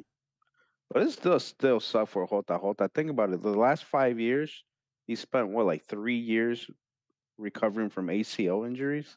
That is just terrible. Damn. He has the You know, same... a lot of it is genetics. I don't think he's cut out for it. He has more ACL injuries than Chicharito has goals, I think. Yep. At one point, I think he was like top U20 scorer in the world below Holland. And now look at where he's at. He was on certain lists, man. It was crazy at one point. Everyone thought he was going to be secured for the 2026 World Cup. What do you guys think of Aguirre's call-ups? You know, he did call up quite a few young players.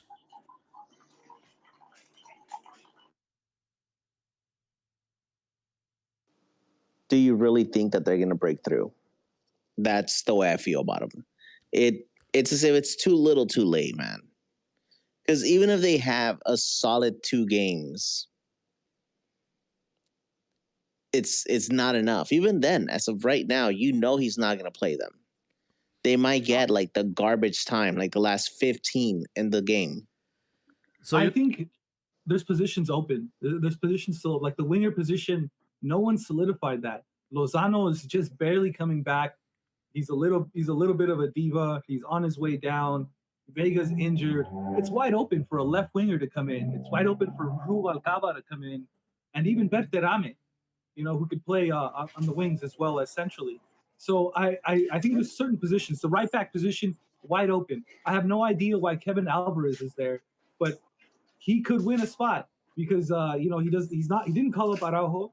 And Huesca is out injured, and I don't know why he hasn't tried to nationalize Ledesma, who I think is the best right back in the whole league, and is capable of playing for us on the selección. So you know, like I think that position, there's certain key spots that are wide open, and I think a midfield position is also open for someone to come in. I think, you know, Mora, Lira, and Edson are kind of like, and Eric Sanchez, like those guys are like pretty in there, but you know, Pineda, Ruiz, you know, all these guys are fighting for a spot. Ambriz, he's on the outside looking in, you know, you know, there's like 3 spots is what I'm trying to say that are up for grabs. Then there's always injuries and drop in form, so you don't know what happens getting into the World Cup. Key player might get injured, and so the players in question, Armando Gonzalez, he's 22 years old. He might be the fringe player that slides in. Fidel Ambriz, 22 years old, midfielder. Obed Vargas, 20 years old, plays for Seattle Sounders. Gil Mora, 17. And Mateo Chavez, who's 21. So I think out of these, maybe Fidel Ambriz doesn't get to the ticket to the World Cup, but everybody else, man, I think there's a high probability of securing their World Cup ticket, depending how they perform against Uruguay and Paraguay. Yeah, I'll be content if Formiga, Mora go in, and if Jorge Sanchez, Charlie Rodriguez go out. Like, that's not to mention Fidalgo. Fidalgo has also been rumored to say yes. And then you have the kid we just talked about, Gutierrez at Chicago Fire. he's really good, and we're talking about nationalize him, so that means we got to give him a crack. And so there's some variables. That could ruin a locker room, though. I keep hearing this rumor of Fidalgo, and I'm like, where is this coming from? Why are we calling more Americanistas to the national team? He doesn't even want to play for Mexico. They're the biggest media conglomerate, bro. Of course, they're going to prop up their guys. Everyone knows it's the biggest secret. Televisa hypes up and protects their players. And, we're getting fed a little propaganda to nudge us in the right direction to like Fidalgo or hate him. But I think he slides right in. I think he takes Marcel Ruiz's spot next to Lira or Alvarez. And then we have someone like Chiquito or Mora as that third center midfielder. I do think he's got the quality to just slide in. But who's propelling this narrative? Televisa. But I mean, I don't think it's just that. Like you said, he could take Marcel Ruiz's spot, and that's one of the things you want as well, to keep this team competitive, not have players rest on the, thinking that they already have it made. So having good competition within is good. And I understand Jaime said depends on this game. I don't think for these players called up, it depends on this game. He can play them out of position and they could have a bad game. I think he's gonna, you call them into camp, you see how they fit into the training session, how they fit in the locker room, how they fit in all that. And I think he'll take that more into account than just that one match, especially when you're playing a team like Uruguay, man. Can't, calling some, players and then expect them to have a top game. So I think that's more what's more important for them. And then call him in whenever he gets a chance, because you never know. There's always players that seem a shoe-in for the World Cup and end up not making it because they suffered an injury at the wrong time. No, man, but it's also the Televisa thing, because at some point you have to draw the line. It's like saying, like, hey, look, Joao Pedro, he scored 12 goals. We need goals. Let's naturalize him. If Sergio Canales never played for Spain, will you naturalize him all of a sudden as well just to increase your chances of the World Cup? Like, what's the point? Like, how many guys can we naturalize? Or is it about, Mexican talent? Can you honestly say that Alexis Gutierrez and Kevin Alvarez deserve to be called up? I can't. No, not those guys. But there's other, if I'm going to go into a World Cup knockout game, do I want Fidalgo, who rightfully so, for all these interviews, he's been saying, I like Mexico, I respect Mexico, but my goal is to go back to Spain and, play for the Spanish national team, be disrespectful to play for Mexico when my heart is with Spain? Or do I want Marcelo Ruiz, who feels the colors, feels the jersey? It's a World Cup on domestic soil. And then when it comes to that knockout game where those emotions come out, who's going to be better for it? The guy who's like Sunday League, where you pay him $100 to help your team out, or the guy who pays the ref and he actually wants to be there?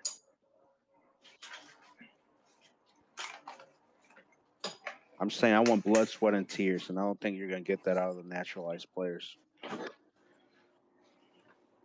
Yeah, I could care less about Fidalgo, man.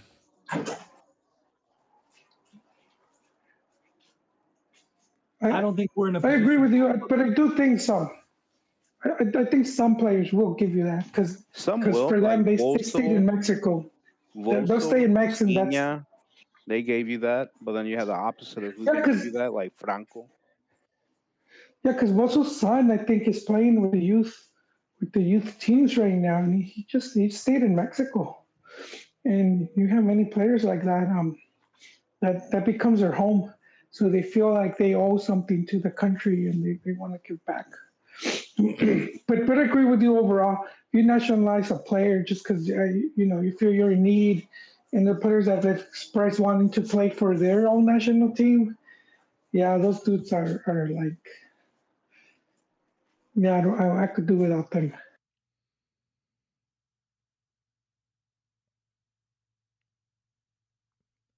And that's my biggest thing, right? Like, look, I can accept a player who was born in a foreign land, but yet was raised in Mexico, like the Santi story.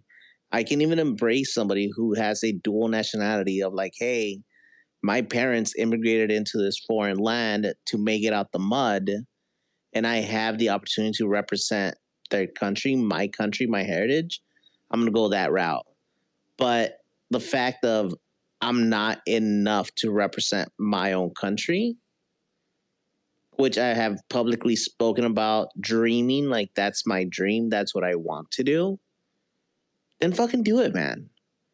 Like, don't all of a sudden claim your Mexicanness. It's kind of like the issue that I had with Cade Cowell from the very beginning, right? When they asked him about whether or not he would represent the Mexican national team, and he said no, he doesn't identify with Mexico. He identifies with the U.S. So therefore, what the fuck are you doing here, bro? Take your beans and go home.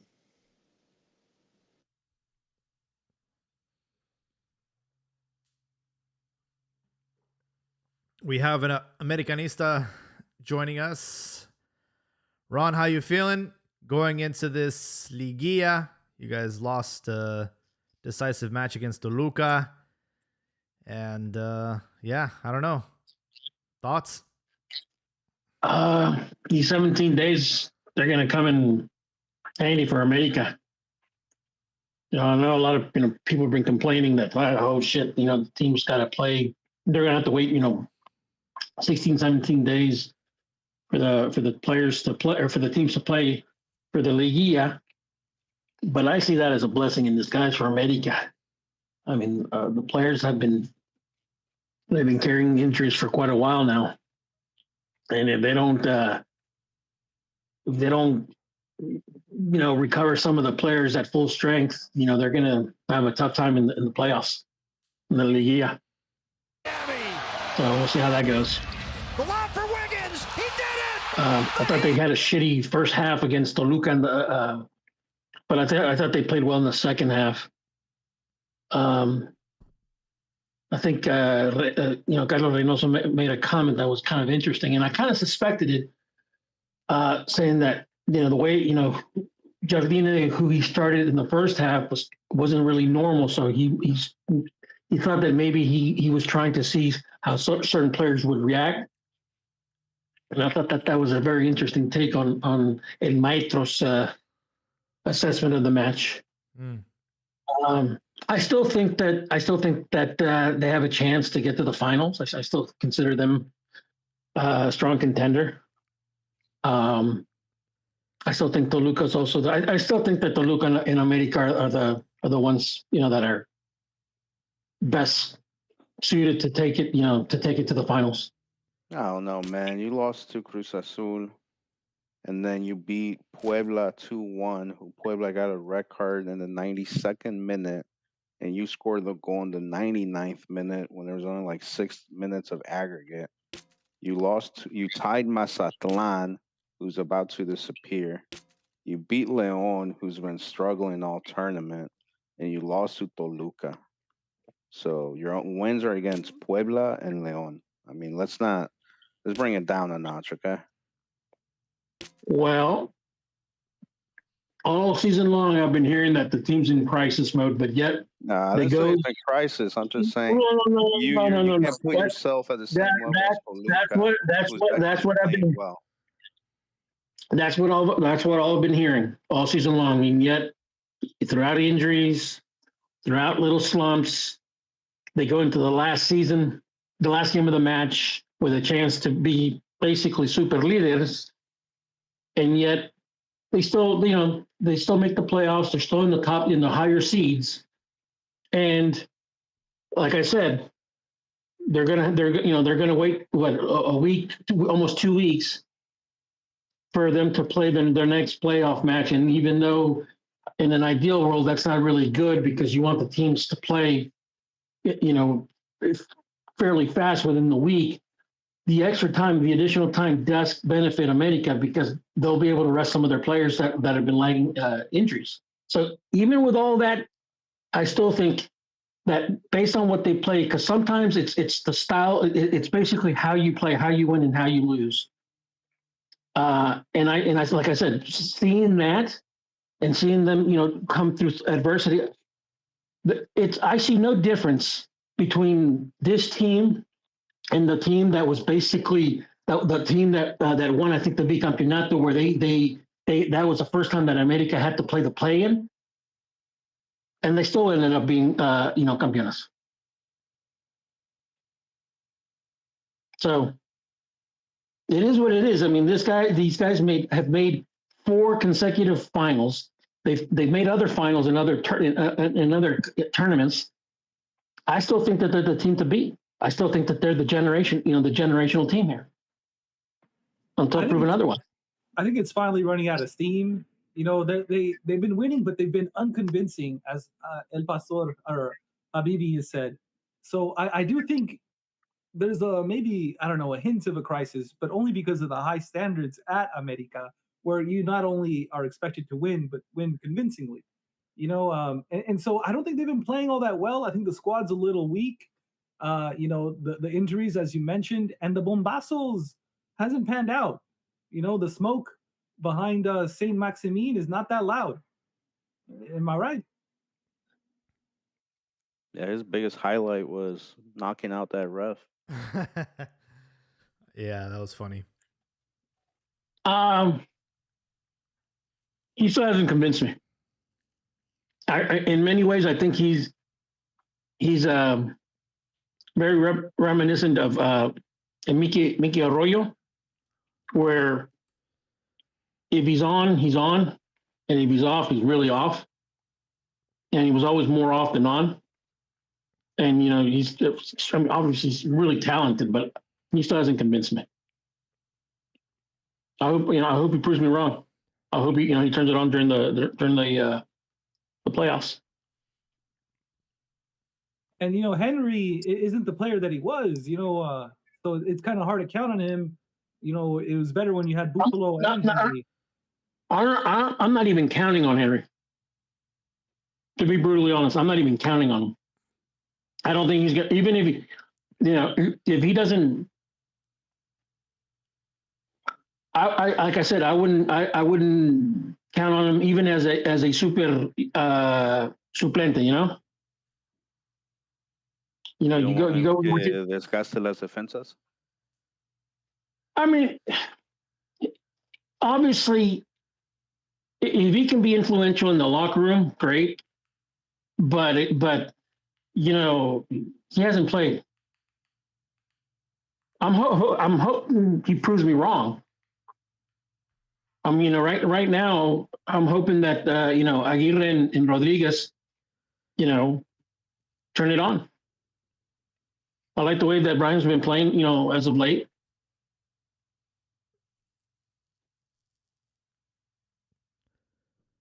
So I found a schedule for Liguilla. It looks like quarterfinals will kick off the day after Thanksgiving. Wait, let me make sure I got that right. November 26th. Actually, the day before Thanksgiving. So November 26th will be the first leg. November 26th, November 27th, second leg. November 29th, November 30th. Semifinals, the first leg will be December 3rd, December 4th. Second leg, December 6th, December 7th. The final, December 11th for the first leg. Second leg, December 14th. However, if Cruz Azul make the final, it will be postponed until Christmas because they have a match against the what was it? Copa Libertadores champions. So they're going to be in the Intercontinental Cup in December. But don't worry, Chivas are taking care of Cruz Azul, so that's not going to happen. No, that kind of saddens me that we're not on opposite brackets, that we could face Cruz Azul on Christmas morning. Like, that would be beautiful. But now it sucks that that's not going to happen. Yeah, it's going to be good. I love how confident you are, yet the fact that you're still going to end up eating dick that night.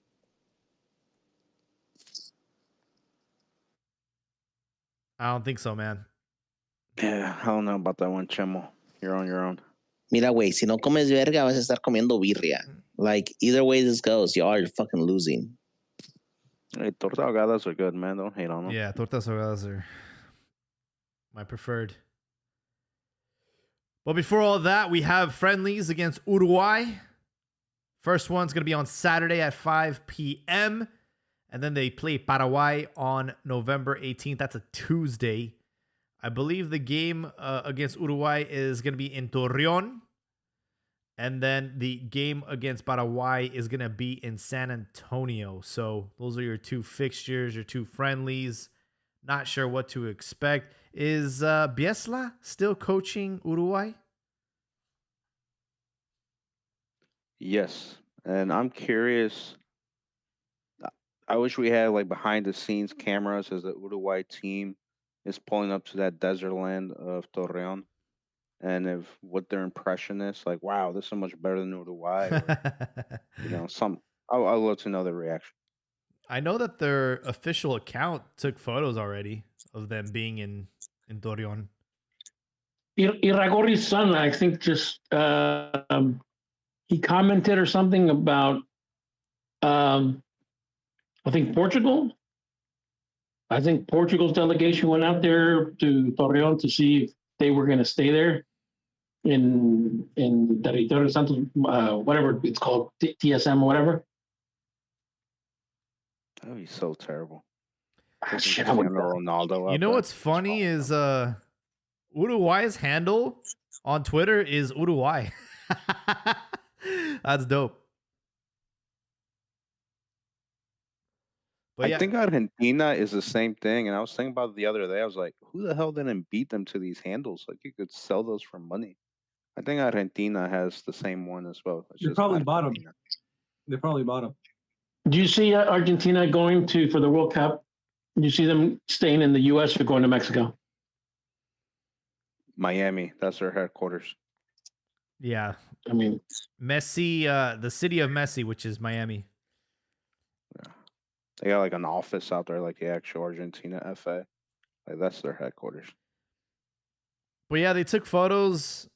They got like a police escort. And then they took a photo of some statue over there in Torreón. You know what's funny is like, it looks like they put the Mexico filter on these. You know what I mean? Like the orange, yellowish, like film that, that's when you're in Mexico. I feel like they did that with these photos. Someone replied, "Hey, assholes, don't put the sepia filter on it unless it's a gringo movie in Mexico." Like the Western movie look? Yeah, put it in the podcast, in the Twitter spaces. I just pinned it right now. It's funny. But, I mean, I feel like we just played them, like, last year? And we got our shit pushed against them, so Biesla's got our number, man. I feel it's kind of personal as well. Yeah. We played against them June of last year. We lost 4-0. And I think that was, unfortunately, Tala Rangel's debut for the national team under Jimmy Lozano. Yeah, I'm scared of a Colombia 2.0, but we'll see what happens. I think he's going to play reactive football. So I think he's going to cede them the ball because I think he learned his lesson. Like against the big dogs, you can't play the protagonist because they'll cut you to pieces exactly like Colombia did. So I don't think he's going to do that. I don't think he's going to rush to do that again anytime soon. Hopefully not. He's an old man. He might be what's the word? When you're off your rocker when you're old.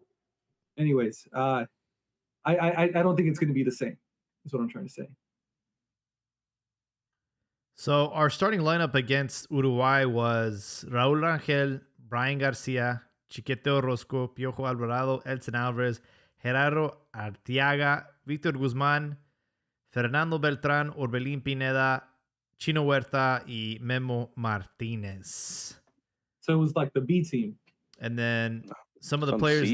Yeah, some of the players that came in, Antuna came in for Chino, Luis Romo came in for Victor Guzmán, Alexis Vega came in for Piojo, Quiñones came in for Memo Martinez. Charlie Rodriguez came in for Nene Beltran. And Santi Jimenez came in at the 84th minute for Orbelin Pineda. So most of these players are not going to be on this team. Damn, Nene is so far removed from the selección. It's like, what the fuck? That's a nightmare. Like, you imagine you start Nene Beltran and you look over at the bench and here comes Charlie Rodriguez. Jesus Christ. I remember that, like, Malagon had mysteriously, like, gotten ruled out for the game. Like, some kind of injury or something, or when he beat his sickness. wife with a fire extinguisher. And Or I'm was that a like, different game? what a coincidence that, like, he gets, the doctor's note to not play this game, because they, everybody knew, like, Uruguay was going to dominate. So are you saying Televisa doesn't want to make them look bad heading Yeah. into the World Cup? Interesante. Interesante.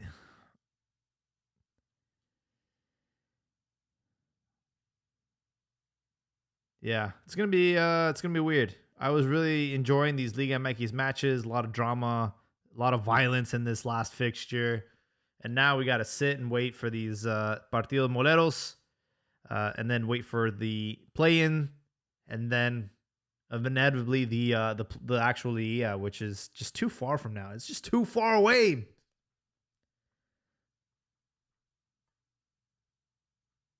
It is too far, but hey, man, some soccer during Thanksgiving, I'm down with that. We play the Chemos during Thanksgiving, right? Yeah. I'm down for that. I have family that's Cruz Azul family, so Oh, that's gonna be good. it's gonna be good. Everybody around the TV talking shit. I'm glad I made the right life choices and then take after you, Grandpa. Don't worry, Way. Your grandpa doesn't claim you either. Now, some shit talking around the turkey. Now that sounds like a beautiful family tradition. Do you actually have turkey, or are you just saying it just because it's Thanksgiving Day? I never had turkey. That's just too dry, and people You say have like turkey on Thanksgiving? You don't cook it right, and I'm like, I just don't bother. I just rather do always- something else. We always swap it out for something else. Yeah, there you go. You're a Mexican. Yeah. So I always just don't know how to turkey. do it. No, my man. We always used to do turkey, but I've been doing the Chinese Thanksgiving for a few years now. the Where I fuck? get Nah, bro, that's New Year's.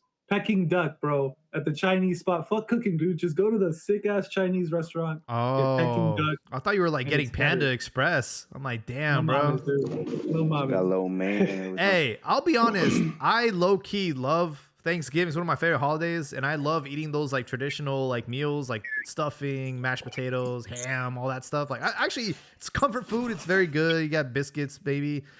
But I agree. When it comes to the turkey, you have to really know how to prepare it. You have to like brine it the day before. There's like a lot of work, and then it's turkey. At the end of the day, it's just turkey. So we like to always mix it up. I did like a roast beef one time. It's just like everyone prefers that over turkey. Yeah, I No love the mames, sides, way. man. I love like mac and cheese. I love all those white people sides, but not the turkey. All right. Here, I'm about to give you guys the biggest tip for fucking Thanksgiving if you're cooking a bird. Just the tip. Spatchcock the fucking thing. Huh? Spatchcock What? it. I don't know if that's like illegal in some states. Sounds like it is though. No mames, güey. Otra vez. Primero que no le tomas una mordida al pastel. Porque eres puto. Y ahora you don't even know what the fuck spatchcock Hey, if means? you're gonna call someone a puto, call it Joel. He's the mordida guy. Damn.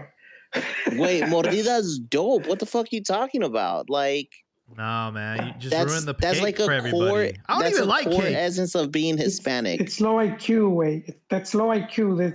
This is where we get divided.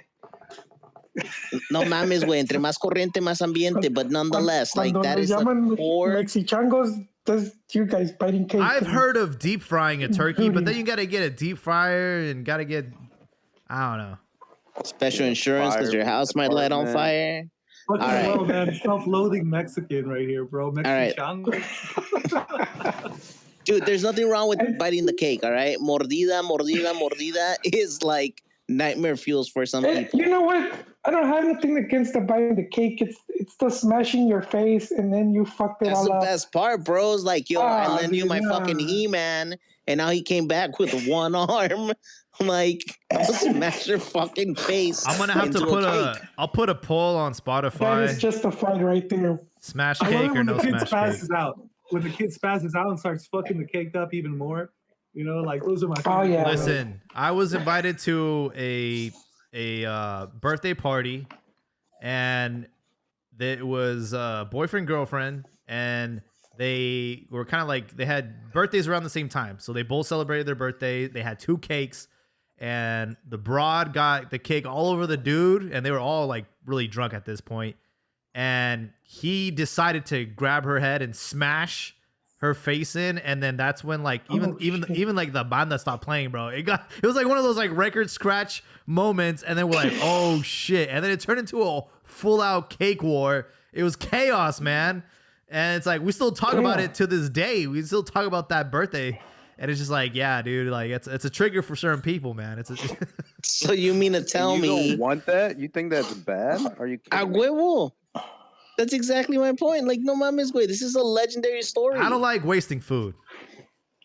It's called culture, Jaime. It's called culture. Look, This guy I grew doesn't up. even know what Dragon Ball Z is. I grew All up right, throwing let's start water off there. balloons. You want to get your energy out, you throw water balloons at people or snowballs. I don't know. That's how you get your aggression out. You don't fucking throw cake at each other. It's hard to take the words of a Mexican who doesn't like Dragon Ball Z serious. I don't watch Dragon Ball Z, bro. That's some nerd shit. Crime literally goes down in Mexico when Dragon Ball Z premieres, bro. That's true. good for them. It's not nerd shit. Facts. You know, There's so even I Goku grew up taquerias all over on Bob Mexico. Esponja, man. Bob Esponja will always be my goat. And Hey Arnold. You know what, man? I say we just shame this man. Just chinga, güey. How can parents that love you so much go so wrong? Are you an Even- only child? No, I'm not an only child. No. Wait, even my son just asked for Dragon Balls for Christmas. Yeah. I don't know. I told him man. it's a big responsibility because you get one wish. Hey, it's working for our top goal scorer in the league. All right. So Hold on. Last thing that I was gonna say. The tip is if you're gonna spatchcock your chicken what the fuck or does your that bird, mean, dog? what that means, hold on, I'm about to explain it para los pinches mexichangos. All right? Like So some what you 40-year-old do virgin stuff. is you turn your bird like chest down, you take some kitchen shears, and you cut along its entire back. You Oh, cut its shit. spine out. Then what you do while you have it there open at the wishbone, you take a knife and you make a small cut on the wishbone. You flip it back around this time, like that gap that you cut Yeah, into Chivas it. are Donde le gonna sacaste, Put in your yeah. espérate, güey. Donde le sacaste the spine, you press down and you break its ribs and sternum. So now the turkey or any bird that you use lies flat. And it cuts the cooking time in half. It's super moist. It's fucking delicious. It sounds like foreplay, dog. I don't know. Yeah. Sounds like Hey, you watched too How much Dexter baby growing oil up. do you need? Sounds like your Look. fist is gonna wind up. look, Alright. just because I read a couple cooking books while I jerk off doesn't mean anything, all right? P. Diddy But cooking. nonetheless, spatchcock your birds. You'll thank me later. How do you? I'm scared to Google this, bro. I don't even want It doesn't to sound show up on some presentable. list. It's gonna fuck Look up it your up. algorithm. Don't be a Simon. pussy. All the How are you gonna clothing present stuff. it on the table if it's all flat? It's like pollo asado way. You present it on the table like that, or you can carve it before into quarters, and you have your turkey on a platter. You know, back in the day, they used to send people like Abdias into work camps in the Yucatan. I don't know why Okay. I brought that up, but So I asked Chapin, and there's a more appropriate butterflying your turkey. Spatchcocking just sounds like something that's illegal in certain states. I don't know. It just doesn't sound right. Puts you on some type German term. That's what I was gonna see. Jaime, see, Joel, you and I, way real sucio gang over here. I was like, nah, that's legal in Germany. I don't know. I'm not a fan of turkey.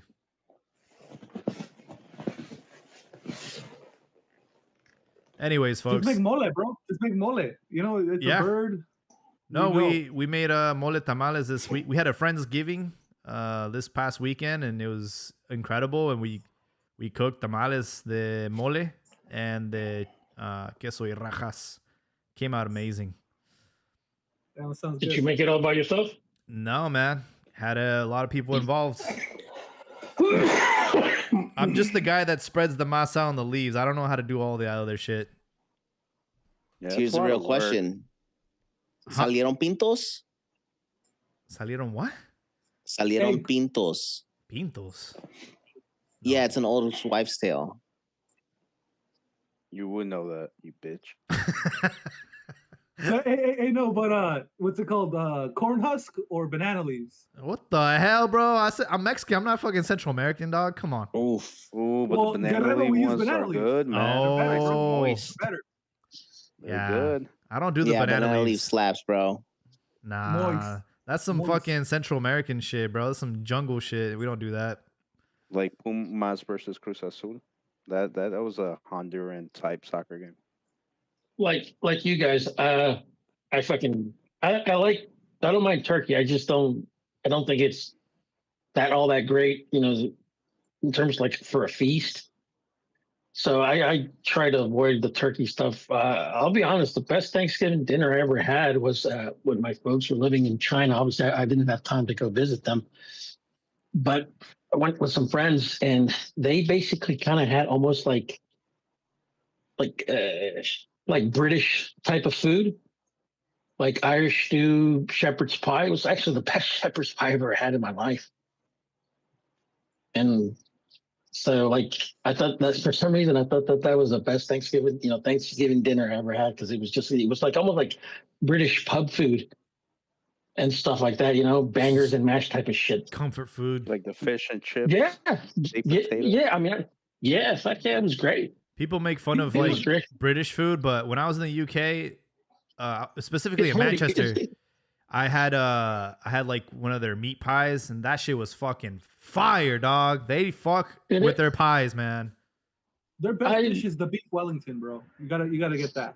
So yeah, so I tend to go. I don't even go for the Mexican food, although sometimes we've had it before, like, you know, like Jaime tamales and shit like that. But personally, if it's something like shepherd's pie or some sort of like hearty meal, or like even Texas, you know, we've done Texas barbecue. Mm. Shit, I'm golden. Yeah. And then I went to Liverpool and had fish and chips, and that was amazing. See, now let's take these warm, fuzzy memories of these great Thanksgiving meals that we've had and sprinkle in a drunk uncle. Well, no, that's already built in, but sprinkle in some shit talking about football Yeah. and tell me that's not fucking lightning in the bottle. I much rather watch Liga MX Liguilla than American football, like they typically do on. But doesn't it piss you off that Liga MX has not capitalized and has not marketed the league during those holidays seasons? I They agree. should. You know, the British have Boxing Day, so the day after Christmas, it's all football games, Yep. dude, and it's very popular. I watch it every year because there's no other soccer going on. But like Yeah, Mexico should definitely 100% do that. I used to Yeah. think the Boxing Day meant boxing, like Yeah. they were boxing matches, Same. but it's basically regifting, right? Yeah, they should have like a Dia de los Muertos match between Atlas and Querétaro. now that my folks live in Mexico, you know, they celebrate Thanksgiving, and shit, the family they love the the festivities, you know. So like for me, I don't understand why Liga MX and the Federation has not, you know, capitalized on the American holidays, considering Yeah, Yeah. how big.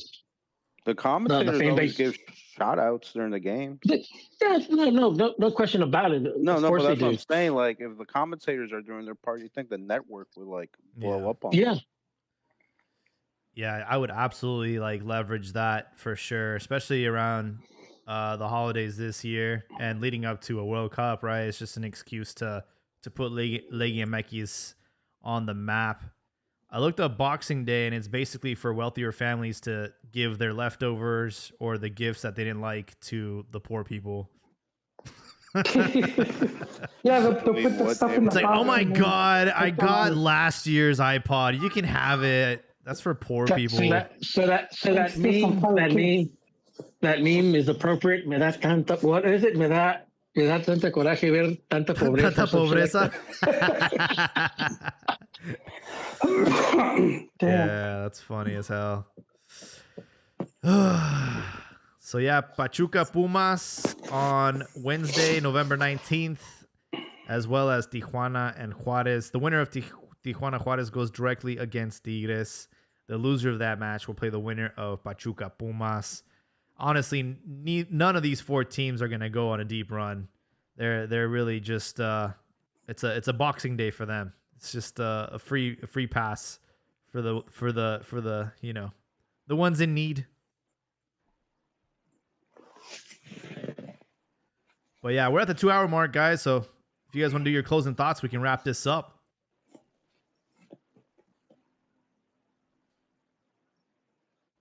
Yeah, I'll close it off.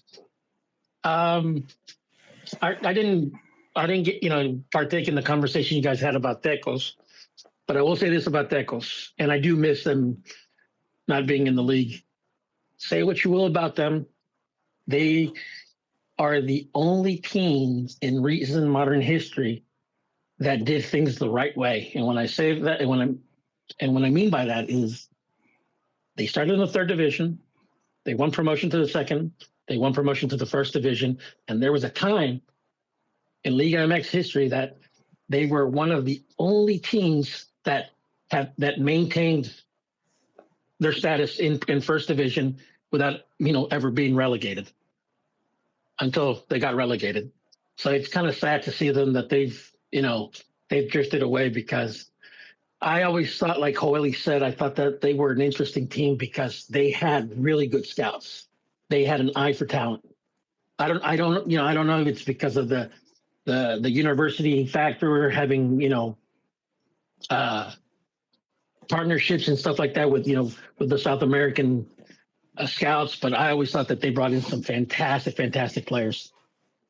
But Yeah. that's my closing thought. Oh, I'll go next. They were talking about Jimmy, and they're saying how much he sucks. And I wanted to point out, for example, today's career, he pretty much began in 2017. So not that long if you think about it, even though it's going to be 8 years. He started Querétaro, first team. It didn't last long. He got the under 23, where he spent 3 years. So 3 years of his career was with the U23, which resulted in bronze. So well spent. Necaxa, yeah, he didn't do well. He didn't do that good. And then he lands in the Mexico coach for a year, where he did, I would say he did a decent job. I think Diaz highlighted it, saying how he lost to the U.S. I think that was his biggest sin. Not allowed to lose for a lot of, fans and some of the directivos. It seems to be like an insult almost. And I think that did him in, as long as with the Copa America, where I felt he was, I felt the federation didn't help him out there. They pretty much laid the bait for him. And so that, but he still managed to get a trophy, And then he just did Pachuca now. So it's been a short career, even though it's been that many years. He's had some success. There's a lot of coaches. We think about how many coaches there are. Some of them that fall on the wayside and we never hear about again, or some of them that never would have a very long career and never really have any silverware. And they would be there around for like a good 20 years. So I think he's just gotten a bad rep. I think Pachuca was kind of messed up how they let him go. I know there's a bit more to it. But I mean, we look at, for example, Antonio Mohamed. He's arguably the best coach in Liga MX, and his start was pretty shaky. It's not like he was doing that well. People just forget, just going back because he started in 2003. So he was in Morelia in 2004. He wasn't even there that long. He was in Querétaro for a year. Chiapas, again, not that long as well. 2 stints in Huracan, one in second division, one in first. He was in Veracruz. He was in Colón, Independiente. That's where he tasted finally some success. And then Tijuana, where he wins. When he returns to Huracan 2013, and he left the team because he couldn't win. So I mean, he had like a bunch of stints where he would coach 8 games or 10 games, and even when he went to Monterrey, it was failed. He goes to Celta, he failed over there as well.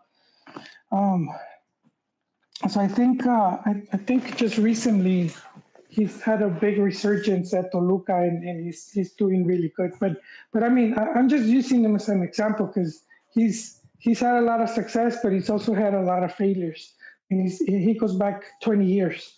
So I think you guys are pretty harsh on Jimmy.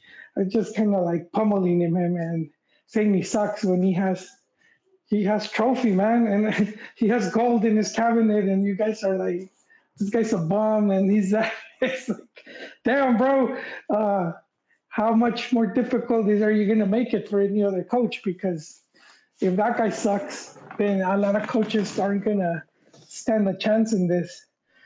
So I think I really don't know what he has to do. I always felt it was a bad deal for him going into Pachuca, just how he took the team. I think a lot of times you want to, when you come in, it can help you. I think it hurted him just because the previous coach and how well that team had been doing. So obviously from the start, he was going to be getting compared. And then he's coming off of the Selección Tevoco. So that's already bad. I think he would have been better off in a team where he could have a fresh start, or even allowed to build a team or something, or be part of that, the process of building that team. But I don't know where he'll end up, because I think right now he's seen as having bad juju or just bad publicity. He probably needs to lay low for a little bit. But I wish him luck. I think O'Reilly's career is pretty decent. It's pretty decent, and I'm interested to see what he does next. Fuck Jimmy. All my homies hate Jimmy.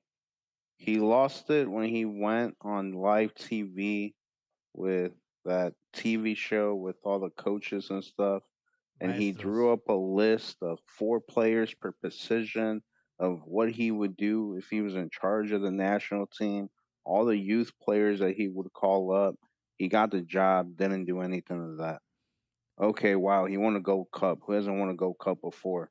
Okay, he won a bronze with a team of players. A lot of people haven't won it. All first division minutes. Mexico has like 7, 8 Gold Cups? And then with Pachuca, how terrible do you have to be that they fire you before your playing game? But these are closing thoughts. Wild card. I hate on Jimmy rant. Hey, I didn't cut you off. How bad you have to be? And you say, oh, I wouldn't have taken the Pachuca job. All he lost was Rondon. He still got the kid Montiel. He still has Idrisi. He still has Kennedy. He still has a good team. He has a very good team. Some of those have just arrived, though. Some of those guys have just arrived left to say how good project. So you went from saying you're going to call. But I told you why it was a bad deal to go to Pachuca, because you're getting compared to Almada.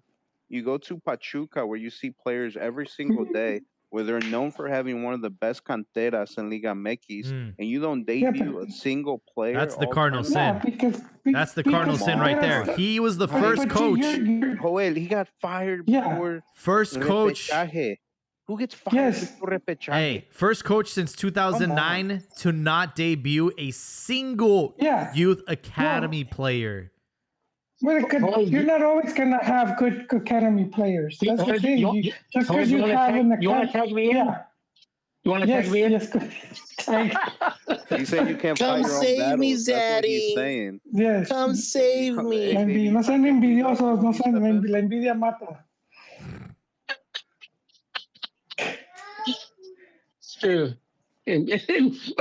Envenena el alma. Si no mata también.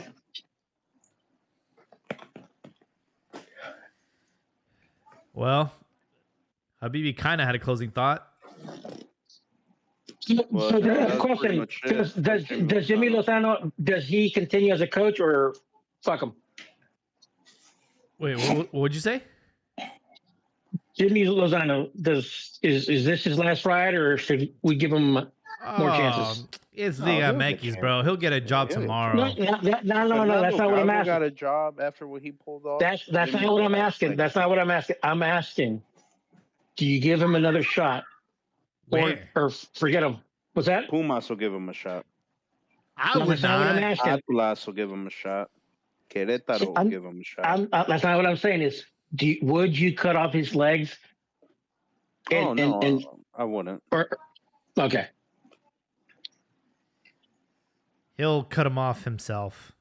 Yeah. Like he's that type of guy who will he will continue to drag his name in the mud. Yeah, but see, that's the thing. My point was, he'll do a Santiago Fernandez and come out. if you guys are using these exact same talking points, you guys would have had Mohamed quit 10 years ago. Bro, you cannot compare the caliber of Turco. Title with Xolos 10 years Yeah, but you're And comparing Jimmy. Turco now, not Turco when he couldn't Dude, finish a season. you when cannot compare he the was getting two. sacked You after 8 cannot. games. That's You're comparing- a terrible comparison. Because you're comparing the finished product, Turco. I'm saying No. if you're using the same argument, I'm talking about career trajectory and also go look at it. and also Go look at origin. that trajectory. No, I'm talking about origin of Go country. look at it. Dude, there's something in the water in Turco's Argentina, the poverty. So I think Turco He just. had a lot of failure, though. I know he had a lot of failure, yeah. but he came into. That's why if you He came into Liga MX. He had a great run with Monterrey as a player. He had as a player. He established himself as Liga MX, right? He's like a one of those people, historic players for Toros Neza. They retired his number over there. Not saying Jimmy didn't have a presence in Liga MX. He did respectable for Pumas, but you can't compare those two trajectories and say, oh, like you guys would have written off Turco. Nah, I'm comparing dude. the coaching trajectory. No, but Coaching trajectory only. No, He's- Jimmy he's gives got it- substitute teacher vibes. Yep. Turco gives those vibes of the teacher. Turco all failed. the Turco years. failed. He but had to quit. He quit a bunch of teams after like 10 games. But hey, going on Turco, and I like him, right? Although I don't like the fact that he fucking did the sign that hey yo hice la vuelta olímpica aquí, fuck him over that one. But other than that, he's a good dude. But the shenanigans that he's pulled, I don't see Jimmy Lozano getting those shots, and I don't see many Mexican coaches getting those shots because Turco, just like he was a player, sometimes hard hit. No. You're comparing like you're saying. You're comparing the finished product. Turco wasn't always like that. Turco was a hothead. Still a hothead. And even though right now, like a couple of weeks ago, when Turco was on Picante, or was it Picante with Peláez in that round table, where Peláez was basically kind of conceded and say, yeah, hey, I kind of fucked up too and stuff like that. Bullshit. Peláez was in the right. Well, because the shit that he did, he was in the right. Okay? If you're a professional, you need to act like a professional. You need to be a professional. You don't just fucking say, hey, I want to go to Argentina. If the boss says no, the boss says fucking no. I understand that there's a family issue, whatever. Hey, go ahead. Take it off. But just because you want to go and fuck around, nah. So that's what I mean is that there's shit that people like especially even foreign coaches, they're able to get away with certain shit that the Mexican league coaches can't, and that's not right. Piojo Herrera, Piojo has said that many times, and I have to agree with it. because I can show you, or I can, discuss many instances where a foreign coach will pull those type of shenanigans and still get fucking rehired. Whereas a Mexican coach, he's on a short leash. Well, yeah, and you know what? You guys will complain about like a Ruben Omar Romano coaching for 20 years and not winning anything. Now you got this guy that's had some success, and you're cutting his legs. And I guarantee you, it's all emotional because he lost to the U.S. So beating the U.S., I bet you guys would have been more like forgiving. No, I could care less about him, the U.S. or no U.S. Like I said, he gives substitute teacher vibes. He gives like someone you can walk over vibes. And then you saw in the national team when they were in the locker room all huddled up together, they didn't even include him in the circle. He was standing around it, and Edson was in the middle, like giving the speech.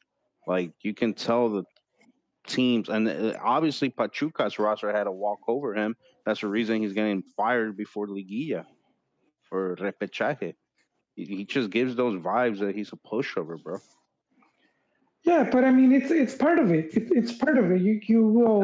That's not the guy you want leading 23 competitive men on the field when there's millions of dollars. But it's part of it. Same as Turco had to leave clubs after 10 games. In one club, he only coached 8 teams. 8 games. He doesn't have aura, man. It's part of it. It's just part of it. The better coaches learn from that and get better. When did La Volpe start coaching? And when did he win his first title? La Volpe has aura, though. Back, bro. Are you going to push La Volpe over? Are you going to walk over him? No. I respect the hell out of La Volpe. But what I'm trying to tell you is, from the time that he started coaching La Volpe, 1983. To the 1983. Basically a decade. And like I said, I'm not knocking on La Volpe. I'm not. I respect him. I wish he was 20 years younger so we could still get 20 more years of La Volpe. I mean, in all seriousness, and I still wish we had La Puente. I still wish we had Ojitos. I still wish we had Vucetich when he still had the piss and fire in his eyes. I miss those type of coaches, But I don't agree with cutting their feet off when he's still a young coach. He's not going to have everything figured out. Yeah. Does Jimmy give you the energy that he has half the energy, half the passion of any of those guys? I'll put it to you this way. I was wrong about Carrillo at America. I was wrong with Piojo at America. I've been wrong before with sometimes with coaches. I try to put my my personal biases aside. I do think that he is a smart coach, but just because you're smart doesn't mean that you're able to convince, because at the end of the day, you have to convince a group of professionals about and convince them of your ideas. Rafa, I'm not sure. Junior vibes. That's what he gives me. I think you're kind of putting him in this old school manager, like Sven. Like you're putting him in that old school manager where they have to do everything, and a lot of times, like especially now, it's not like that so much anymore. And that's why you even have GMs that are like more involved. Like I think someone like Pelaez would help him a lot, because he's a dude that would go in the locker room and he would straighten shit out if he saw people fucking around. And maybe he needs someone like that, because it might not be his personality to be like that. And even coaches, you would good assistant coach, not a head coach. Not everyone's meant. Well, he won silverware, so I think he proved that he can win. I don't know.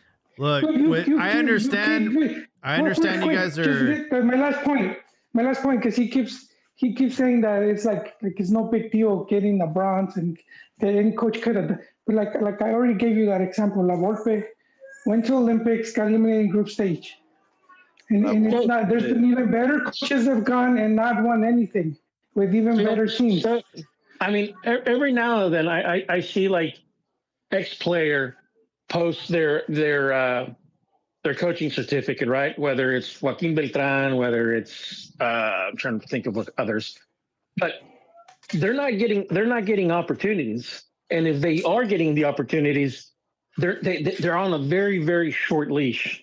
and then like and then you wonder why. It's like what's the point of it if they're not even going to be given a shot. I understand why. I mean, I can see if you're a former player, forget being a national team player, but just a former player, and you can get a gig, at Foot Picante or Fox Sports or whatever, or having to basically picar piedra as a coach. It's easier to just be a pundit. But that's why I respect guys like Jimmy Lozano, Rafa Puente, who I understand he catches a lot of shit, but I respect him because he went out of his comfort zone. Sometimes the very criticism that we get, the fans and the press get, shit on the players and the coaches for not wanting to leave their comfort zone. But then when they do leave their comfort zone, you still shit on these guys. I don't see that. I don't see the mentality there. I don't see the point of doing that. So Look, I respect you guys for defending Mexican coaches and I get it. Like I'm just saying in this particular situation, Jimmy is not the guy. I'm not defending Jimmy. I'm defending Joel. You guys forced my hand. Thank you, Ron. Okay, no worries. That's funny as hell. Diaz, you want to go next? Or are you still getting sucked off? What's going on over there? No, güey, that was earlier. Ya terminé. Hasta eso, me está dando sueño.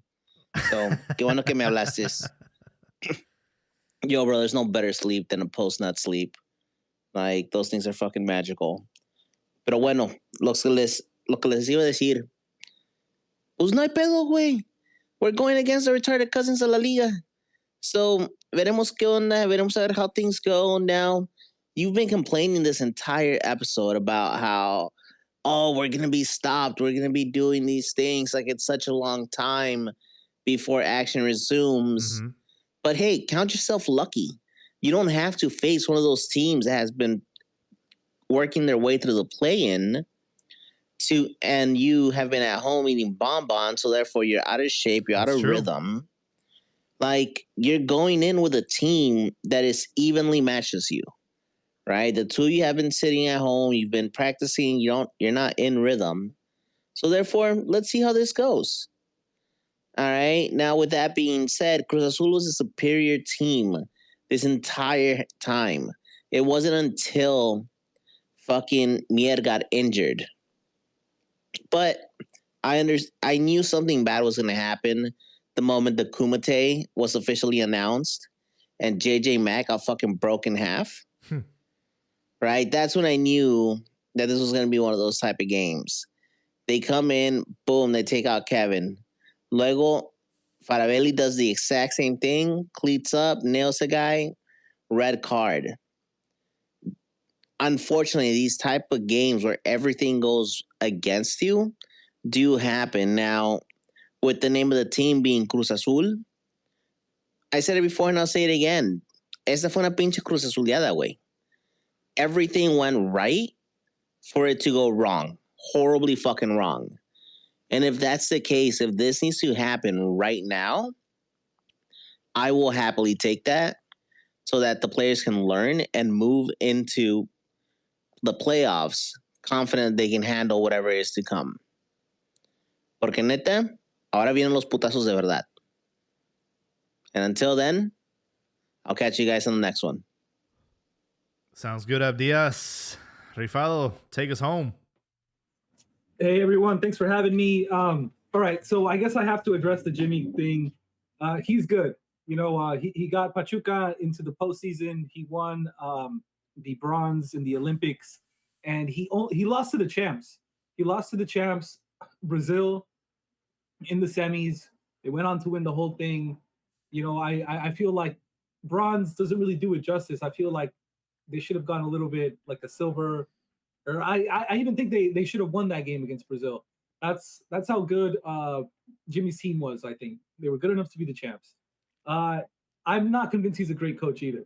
Like, I just don't think he's a bad one. I think taking on the Mexican national team as taking that on as a head coach is like a poison chalice, and it's poisoned the the fans' perception of Jimmy, because it obviously didn't go well, but we have to look at that in the context of our history. And in the context of our history, that's the weakest fucking rosters. We were just talking about the roster against Uruguay last year where we lost 4-0, and like almost all those guys are borrados. All those guys are fucking gone. And so like the Jimmy era, like it was probably Mexico's weakest era. I think that doesn't do him any favors, but I don't think he's a bad coach. I hope to see him bounce back. And I think it's unfortunate that Pachuca let him go. I think they should have at least given him the opportunity to see out the postseason, having gotten them to the postseason. Like, that's ridiculous, and they shoot themselves in the foot, in letting him go right now. But maybe things were so dire behind the scenes that they had no choice. I'm not privy to those details. That's unfortunate, but you can't put the toothpaste back in the in the tube, in the tube. There you go. Anyways, but on to my Jovenazo rundown. This week it was 54 sub-23 players out of 378, or 14%. Not bad, not great. A couple weeks ago it was like around 13%, 12% at its lowest. So it's gone up, but it's lower than last year, where we're like bouncing around closer to 15 to even like 18%. Like we were closer to those numbers than we are to 12 and 14 this year. So it's a little bit less. But some of the guys that caught my eye is this kid, the striker for Querétaro, this guy named Avila. I think he's 21 years old, and he got a goal in the 2-1 win over Juarez.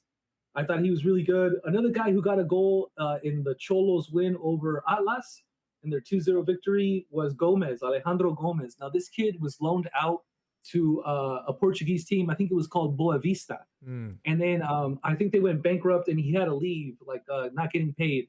So he went from Atlas to Cholos. And Loco Abreu comes, and I think this fool had a berrinche, and they fucking benched his ass. He was borrado, slowly started coming back onto the bench. Now he's been starting, and he got a goal this game. He's like center back, left back. I would love to see him at Chivas. I know he's from Atlas, but I think he's good.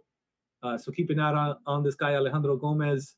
Who else? Del Villar, center back for Toluca. Every week I'm fucking touting this dude, but here he put another shift, another 90 minutes under his belt for what I think is Mexico's best team. Del Villar should have been called up, just like my boy Ledesma should be fucking called up, given the one-time switch, as well as El Cotorro, who fucking should be starting over. Who's the left back that we got? Let me just pull that up. That is Kevin Alvarez? No, he's a right back who also shouldn't fucking be there. Israel Reyes? Okay, no. You're right. I guess he should be there instead of fucking Gallardo. But, Aguirre is going to go ahead with Gallardo. So that's my gripe. Those three guys I feel should be getting a shout. Unfortunately, they're not. Jimenez, El Chaquito, he's injured right now with an ankle injury, but he's got no goals, Serie A. And he's fucking flopping. So I want him to come back stronger, hopefully. And in the meantime, Hormiga star is rising, and I'm super excited for that. And I can't wait to see what he does for La Selección. And with that, those are my closing thoughts. Thanks for having me, everyone. Have a good one. Awesome. Thank you all for joining us on this great episode of Cantina MX. Really, I think the finish to Chivas' match against Rayados is quite special. The goal, what it means to Chicharo, what it means to the fan base, and him finally getting his flowers. I hopped on social media after the game, and everybody was finally giving him his flowers. We've seen him score so many goals throughout his career, and that goal against Rayados was just a reminder of the type of career that he had, the goals that he scored against Chelsea and all these great clubs. And obviously it was an emotional moment for him, getting that moment with the fans. And I hope that this is not the end of Chicharo, but the beginning going into Liguilla. I think there's still some gas in the tank. I think he could still be of use. I think he might end up scoring a big goal for us in Liguilla. Obviously, Hormiga is going to be front and center. He's going to get all the attention right now. But super sub Chicharo is always a good option. And for Hormiga, what a moment to be in. Joint top goal scorer leader with 2 other players that are not Mexican. So I'm very happy for Hormiga Gonzalez. I hope that he does well for the national team. I hope he gets a start against Uruguay or Paraguay. I hope he just gets minutes and starts scoring to the point where Aguirre is going to have to take this guy, whether he likes it or not. I'm really hoping for the script that Chicharito laid out over 15 years ago. I hope it's going to get picked back up and put in Hormiga's hands. And with that, we'll catch you guys on the next one. We'll definitely have some post-game reactions to these Partidos Moleros over the weekend, so stay tuned for that. And then we have play-in action after that. So stay tuned. Don't go anywhere. And we'll catch you all on the next one. Good night.